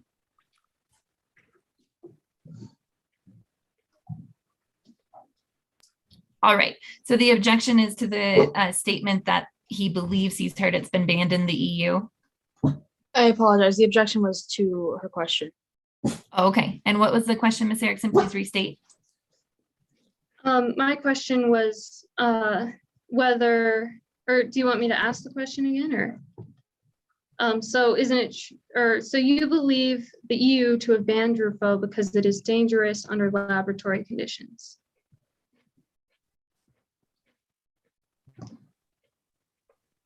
I know that Drufo is banned in I'm sorry, EU. hold on just 1 second for me, folks.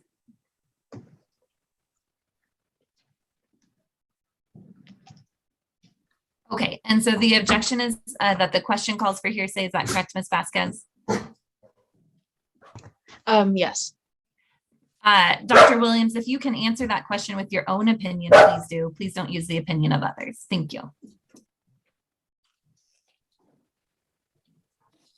Yes. So for clarification, I'm sorry. So you believe them to have banned Drufo because it's dangerous under laboratory conditions, correct? I believe the UK, well, I know the UK has banned Drufo because of the lab conditions, yes.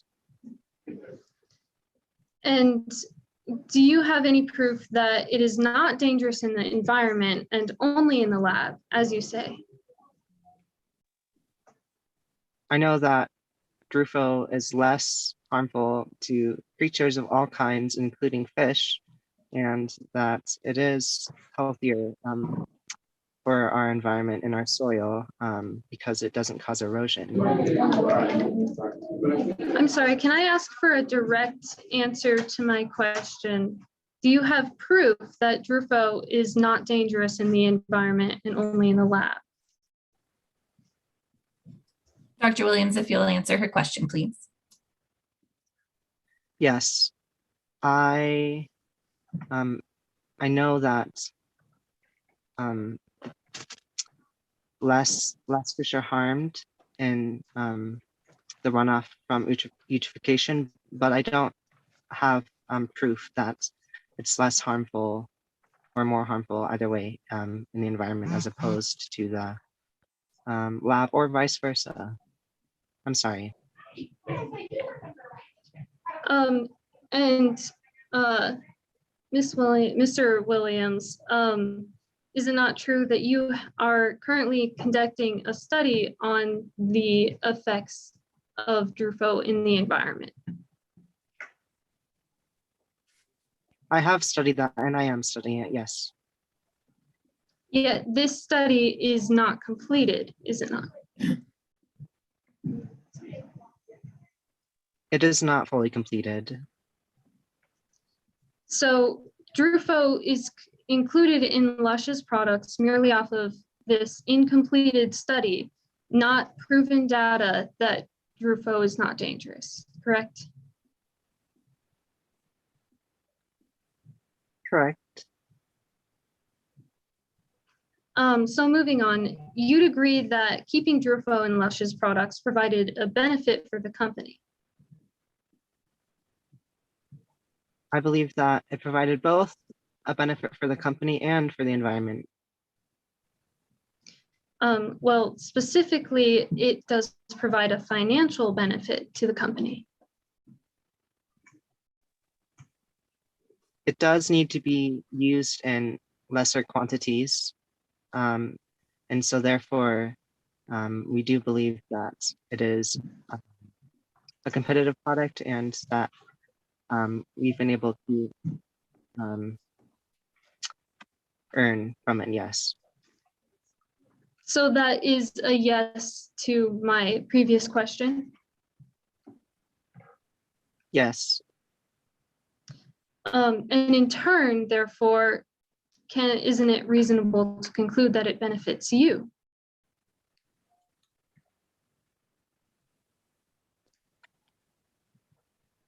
May you repeat the question? In turn, isn't it reasonable to conclude that Lush or this product provides a financial benefit to you?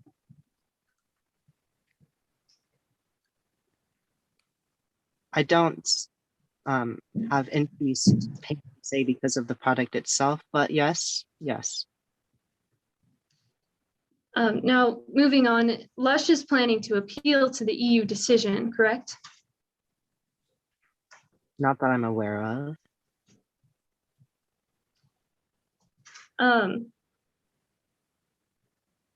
Give me a moment.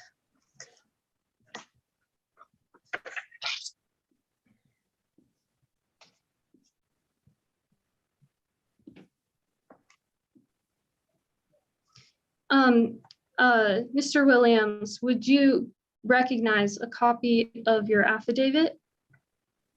Yes. Your Honor, may I direct Mr. Williams to his affidavit? You may. Dr. Williams, if you want to review that document and see if it refreshes your recollection.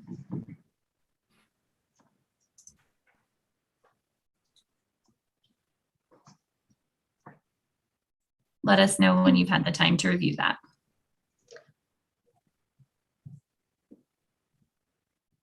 Did you have the time you needed, Dr. Williams? I reviewed it fully now, yes. All right.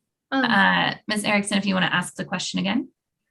Well, can I have, may I, or Your Honor, permission to direct Dr. Williams to line 69 specifically of his affidavit? Okay. Okay. And Mr. Williams, can you follow along as I read? Yes. If we are Ms. right, Erickson, I think you're skipping ahead here. Let's go ahead and give Dr. Williams the opportunity to testify again. So go ahead and ask him your question. Okay. So, and Dr. Williams, is Lush planning to appeal the EU decision? Yes. And that is because Lush would make more money if the EU reversed its ban, isn't that correct?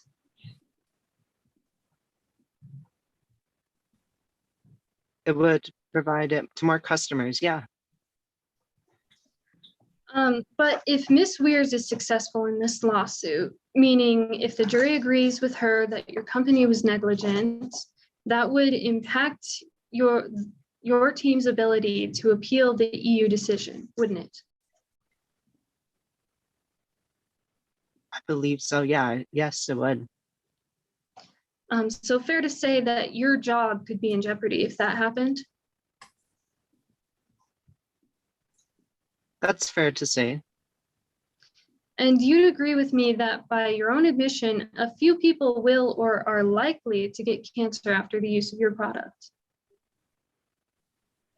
I don't believe, and my studies don't show, that people will get cancer as a direct result. But out of a group of thousands of people, some people will have cancer that were exposed to Drufo, yes. So you say there is no elevated risk of Lush's product being carcinogenic? Yes. But there is nevertheless a risk. Correct. And you'd agree that a person who conducts a study with the hope of arriving at a certain result is biased, wouldn't you?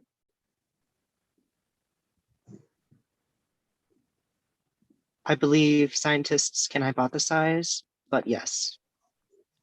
So can you assure the jury that you are not hoping for Drufo to be proven safe in your own study? Yeah, absolutely. So I have firm belief, and part of why I got into toxicology is because I want people to be able to heal whenever they do and they are exposed to toxins. And so I believe that science should be known as it is, as fact, and it's I'm up to the sorry, people. Dr. Williams, I don't mean to cut you off, but I'm short on time. Does this not count as a bias towards your own study? Time is up. It can. That is all my questions, Your Honor. All right, thank you so much, Ms. Erickson. Ms. Vasquez, I'll go back to you. Did that bring up any questions? Yes, Your Honor. You may go ahead and redirect your witness. Dr. Williams, could you explain why Drufo was banned in the EU? Yes, Drufo is banned in the EU, particularly because of that brought up concern of potential carcinogenic properties in it, as well as the belief,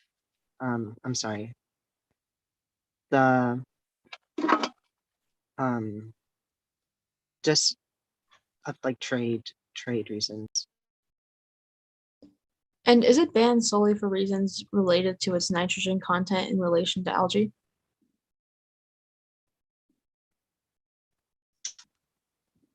That's part of why it's banned. Okay, no further questions, Your Honor. All right, thank you, Ms. Vasquez. Thank you so much, Dr. Williams, for your testimony. You're dismissed for today's purposes. Ms. Vasquez, any further witnesses on behalf of the defense? No, Your Honor. All right, does the defense rest at this time? Yes. All right, I'll take it back then to our plaintiff's attorneys. Ms. Erickson, first I should ask, have you reserved any time for rebuttal? I will reserve, or yes, I would Okay. like to reserve some time. And timekeepers, can we check in with you? How much time are you demonstrating that Bluegrass has reserved for purposes of rebuttal?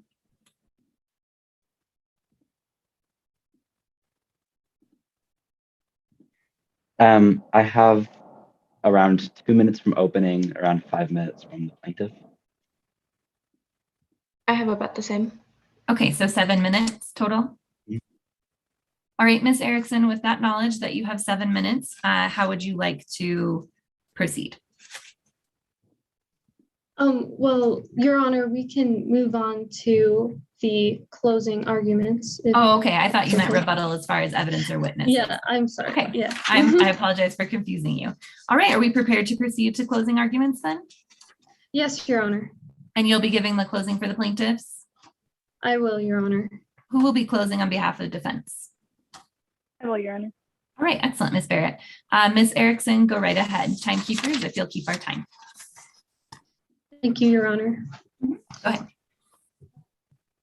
Your Honor, members of the jury system exists to hold corporations accountable when they fail to do it themselves. Martin Luther King Jr. said that injustice anywhere is a threat to justice everywhere. Dakota Weirs sits here today, confident that you will recognize the injustice she's suffered and help make it right. She's only 20 years old and has had her life as she knew it taken from her for one reason only: corporate greed. Lush Fertilizer, the defendant, wants to sweep her pain under the rug and dismiss her as a mere statistic. And worse, they want you to be complicit in doing so. The burden of proof in this case is by a preponderance of evidence. And what that boils down to is this: is it more likely than not that Lush was negligent and was the cause of Dakota's illness? I now ask that you all turn to jury instruction number 2. That instruction sets forth what must be proven in order for you to find in favor of Dakota. And the evidence you've seen clearly establishes that we've met every single one of these elements. First, the use of chemical compound Drufo is not disputed by either side. Lush Fertilizer does contain Drufo. Second, Lush Incorporated was negligent. Instruction 3 defines negligence for you. We've proven it on the part of Lush. Put simply, they knew Drufo was carcinogenic if not baked, and despite that, they chose to save money by not baking it. If the fact Drufo was banned in the EU is not cause enough for Lush to have suspected their product of being harmful to its users, then consider Carson Durst's testimony, a former employee of Lush who had legitimate concerns about the carcinogenic properties of their product. Here we have a man who stood up for something right, despite his ties to the company, but was crushed under the pressure of a greedy large corporation, who made it clear that they expected research to fit their own image. Furthermore, we see Lush's negligence in the defendant's own witness, Dr. Devin Williams. There is no conclusive evidence that the chemical compound Drufo is not carcinogenic to humans. Yet the company dismisses the risk, not even informing its users of it. Now let's move to number 3. Just take a look at Exhibit 1, the label. Think about that. This carcinogen is on the market for everyday people to use without even a hint or an indication of the potentially deadly nature of it. And there's nothing to warn people like Dakota against using it. Again, that is the definition of negligent. Then think about Blake Doncourt, the CEO of Lush. She took it upon herself to decide what a significant risk is, and every study that did come her way was dismissed as invalid. Those studies weren't invalid, just inconvenient. Lush knew what was in their product. They knew of the risk, they put it into the public, and they did nothing to protect the consumers they profited from. And worse yet, they knew what they could have done to fix it, and they refused because it would have impacted their bottom line. Lastly, the evidence you have been given today points to the fact that Dakota's illness was caused by Lush Fertilizers products. Dr. Casey Rogers testified that there's a high degree of medical probability that Weirs' non-Hodgkin lymphoma was caused by prolonged exposure to Drufo. There's no other source to reasonably conclude to be the cause of Dakota's illness. The expert witness the defendant brings to contest this, Skylar Weirs, is a journalist known also for writing on UFOs and flat earth theory, not to mention the obvious bias that exists in Skylar's relation to my client. Lush is negligent, plain and simple. The only remaining question for you is what amount of non-economic damages should be awarded.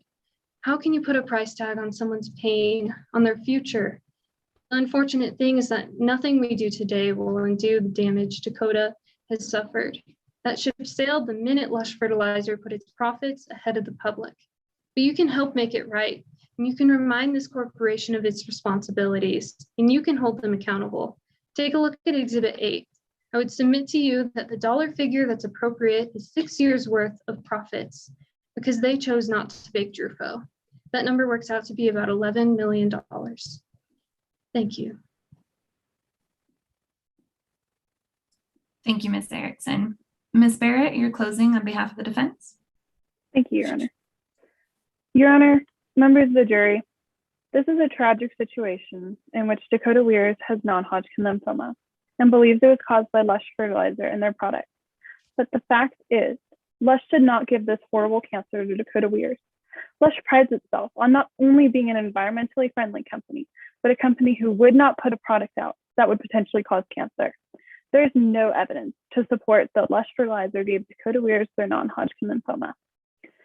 I'm going to review and break down the testimonies and the evidence that was given in this case so that you can clearly see that Lush Fertilizer is not responsible for Dakota Weirs' cancer.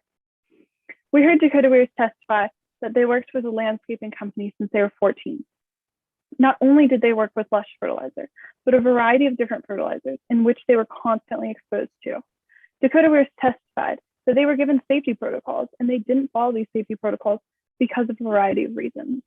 We also heard testimony from the plaintiff's expert witness, Dr. Casey Rogers, who failed to show or prove that Drufo caused cancer. While attempting to test the safety of Drufo, Dr. Casey Rogers conducted one test to show that Drufo caused non-Hodgkin lymphoma. There were 3 groups, one control group, one who was occasionally exposed to Drufo, and one group of farmers and laborers who were constantly exposed to Drufo. The farmers and laborers developed the non-Hodgkin lymphoma. If they were constantly working with fertilizers, what's to say it wasn't a different chemical in a different fertilizer that caused this illness? But there was never a second test or another experiment. So how could the results of this test be reliable? It can't. Because Dr. Rogers' testing could have easily had different results had they conducted more than one test with another group of people. The plaintiff's second witness, Carson Durst, testified that they were a previous employee who worked with the research and development team. While with the research and development team, never found any dangers of Drufo or it being potentially harmful. Carson Durst even testified that they didn't have access to the data from the study Lush did on Drufo. Then you heard testimony from Blake Doncourt, the CEO of Lush Fertilizers. They had a research and development team to test products and make sure that there were minimal risks with the product. They testified that the research and development team never alerted that there were any severe risks with the product. Blake Doncourt also testified that Lush had their product reviewed by the EPA and it was deemed safe. Skylar Weirs was an expert witness who testified about the benefits of Drufo to our lakes and our rivers. Skylar Weirs testified that they had done research about Drufo and found that it helps reduce the nitrogen that goes into our lakes and our rivers, which shows that Drufo is not harmful. The final witness that testified was Devin Williams, the lead toxicologist for Lush. They were researching the fertilizers and the risks associated with them. They testified that they conducted a series of tests and found that Drufo was safe and not harmful. Devin Williams' whole job is to make sure that the fertilizers are safe and have minimal risk, which is exactly what they did. Devin Williams also testified that if you take a large group of people, a small amount will develop non-Hodgkin lymphoma, whether they've been exposed to the product or not. The plaintiff's 3 witnesses did not provide any testimony that shows Lush fertilizer caused Dakota Weirs cancer. Any one of the fertilizers that Dakota Weirs was exposed to on her landscaping job could have caused the cancer. The hard truth is, it could have been prevented had Dakota Weirs worn proper protection that was established safety protocols. Then you had a disgruntled ex-employee of Lush who out of anger and resentment makes outlandish claims without having the data to back the claims. Carson Durst is no more than an ex-employee trying to get back at Lush.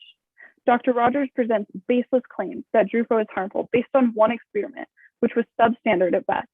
They used a group which was routinely being exposed to all kinds of chemicals. The defense's 3 witnesses all testified that Lush fertilizer was safe. This was not an opinion, but a fact based on solid evidence and research. Not only done by Lush, but by 2 independent parties as well. The facts are clear. There is no evidence to prove that Lush fertilizer caused Dakota Weirs non-Hodgkin lymphoma. Lush is truly sorry for what Dakota has to go through.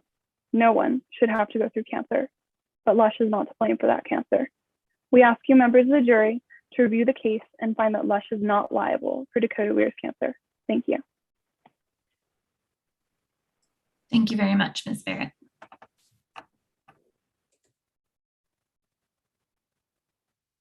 Ms. Erickson? Your Honor, I asked, do I have any time left for rebuttal? Timekeepers? Yes, she has around 7 minutes. All right, Ms. Erickson. Go right ahead. Okay, thank you. Just go back to Exhibit 8 for me. Take a look at those numbers, jurors. Look at the profit column. See those dollars steadily rise. Think about all the consumers buying and selling this poisonous product, contributing to that steadily rising profit.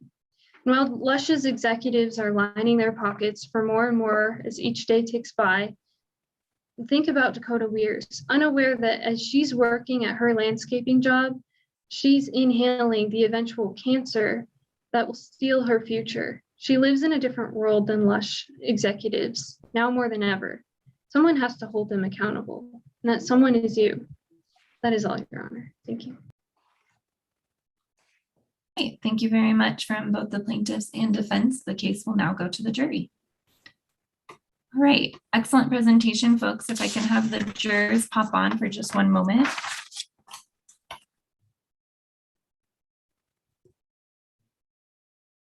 I see Ms. Gray.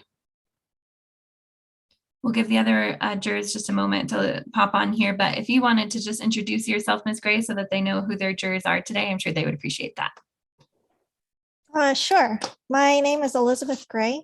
I am a 3rd-year law student at Mitchell Hamlin in St. Paul, Minnesota. So hello from the cold regions. Excellent. Thank you, Ms. Gray. Yeah. All right, do I have my other 2 jurors? I see Mr. Reinhardt there. And I believe it was Miss Yui. Oh. Oh, I can hear her. I can't see you, but if you want to introduce yourself, go ahead. Anyway, my name's Suzanne Yui, but I think I'm a scorekeeper. Oh, I apologize. Okay. Yeah. So my name's Suzanne Yui and I am here we go. I'm an attorney in Fort Collins, Colorado. Excellent. Thank you. And then lastly, do we have Mr. Reinhardt? All right, look. Oh. My apologies. Sometimes my camera drops down because of gravity. Hi, my name is Sean Reinhardt. I'm an assistant city attorney for the city of Greeley, and I've been practicing in Colorado for about 17 years. Excellent. Thanks, Mr. Reinhardt. It Hey, probably helps. It probably helps the students to understand we have the same difficulties they do using the technology. Yeah, I mean, I could have shown up as a cat. I know, I was going to say, I am not a cat. I'm not a cat. So, and I sincerely apologize for the interruptions on my end. I got to get some better court security around here. So that's tough to do. We all go through that on a daily basis. You know, and I think that you guys are learning this through the, through the process, just like we are as well. We're doing court appearances still virtually. We're still doing them on different platforms, different media, those types of things. So I appreciate the effort everybody put in today. It was fantastic. Yeah. And I'll just give a quick reminder to make sure that you are in round 1, and the drop down boxes should then have where you need to put your scores. And a reminder to include the categories for best witness and best attorney. I don't think the governing boards want us to necessarily give specific critiques or anything at this point in time, but if there's any overall comments you wanted to make to the students for their presentations, I'm sure they'd love to hear that. Well, I'm sure impressed with all the work that you guys put in. It's really impressive and wonderful to see. Thank you, Ms. Huey. Sure, I had some notes. So I have been in your shoes at one point in time. I did high school mock trial, and then I did college mock trial for a couple of years. So one of the big things, and you'll hear this over and over and over again, is no notes. I think that a majority of you did use notes. I could see the people who would look at the camera and then look down or to the sides. So that's just one thing. Some people talked rather quickly, and especially with technology issues, sometimes it's just hard to hear. So you should just speak a little slower anyways. One question I had for you all was, can you not share screen, or can you not share screen exhibits? Is that not allowed? I think they've been instructed that we've all been provided the exhibits, and so to do it in the fashion that they were doing it today. Okay. I know sometimes it just looks a little bit better when you can show the exhibit right up there, but that's also understandable. For some of the attorneys, some helpful things are to use signposts, like oh, now I'm going to talk about this. That can help kind of direct the judges and your witnesses, especially when you're crossing them, to what you want to talk about. And then just in general for the witnesses, I thought, try to stand out like a little bit more. I was thinking you kind of sounded like Captain America in the first couple movies, and you have a plethora of different types of portrayals you can do with these characters. I know sometimes it's a little hard with expert witnesses, but in the days of COVID, with all these doctors coming and talking, like think about, how would Dr. Fauci say this? Or how would, I don't know, Dr. So-and-so, how would they explain this? And then one small little point, and I'll only say this because I also play piano. I think, who is it? Who's the plaintiff in this case? Dakota Weirs. When you talk about playing the piano and getting bruising, you can elaborate more by doing something like saying, oh, when I was practicing my Rachmaninoff piece, I could only get through the first page because I started to feel so sore, and the next day I woke up black and blue. Try to use more colorful language to get the audience more captivated. But other than that, you all did fantastic. And I honestly can't believe that you're high schoolers, because you all sound like you're in your last years of college mock trial. Thank you so much, Ms. Gray. I'll go ahead and just add a couple quick things. You know, and I will tell you this as someone who's been a trial attorney for a long time. It takes work. It takes time. The best thing for you to do, and it's the same thing I preach to my son when he's playing sports, is you've got to get miles behind you. You know, you're not going to walk in and change the world and have aha moments in your first trial. You may go through half a career without having an aha moment. So don't be disappointed if you have those. But at the end of the day, you know, when I was doing speech and debate in high school and all of these other things, I hated speaking in public. I hated talking to people. I did not want to be the center or focus of attention up in front of individuals. And then to come back and say I've had, you know, a lengthy career as a trial attorney, I think that what you can take from that is no matter where you're at, if you put in the miles, you put in the work, if you walk back and forth in front of a mirror and practice your opening numerous times, if your family wonders what's going on downstairs and you're practicing a closing, that's how you get to where you need to be. And I think Elizabeth talked about the notes component of it. You're going to have trial attorneys to this day that will sit and flip a notebook, you know, from the podium. Don't be that attorney, because you're standing across from people, from individuals. Treat it as a coffee talk. Treat it as relationships. Try to build those relationships. So from that standpoint, it's okay to be nervous. It's okay to be tense. Just put in the miles, and over time, those skills will develop. You'll be comfortable. You will learn, take input from other individuals, reach out. And I think you'll end up having an incredibly rewarding and successful a career if this is what you attempt to do. The only specific thing that I would offer everybody throughout this process regarding this is be more responsive to what the judge is asking. There was a lot of times where the judge, whether it was an objection or asking for an explanation, that she was really clear in what she expected you to respond to, and you guys just moved straight on to probably what was next on your notes and try to explain something or that. So be an active listener, be an engaged listener, hear what the judge is saying, and then try to be very responsive to those questions. And I think with that, you're going to have a lot less fumbling in court. You're going to be able to communicate much better. And you're also going to give the judge what she wants, the answer that needs to come out. And overall, this helps the entire process in the jury system because you're not doing sidebars. The judge is not pulling you up. You don't have a court reporter hauling their reporting equipment over to the corner and doing that. You can actually make objections and have rulings and do all of that from the bench and allow for a really smooth and professional process that I think the jury comes to appreciate.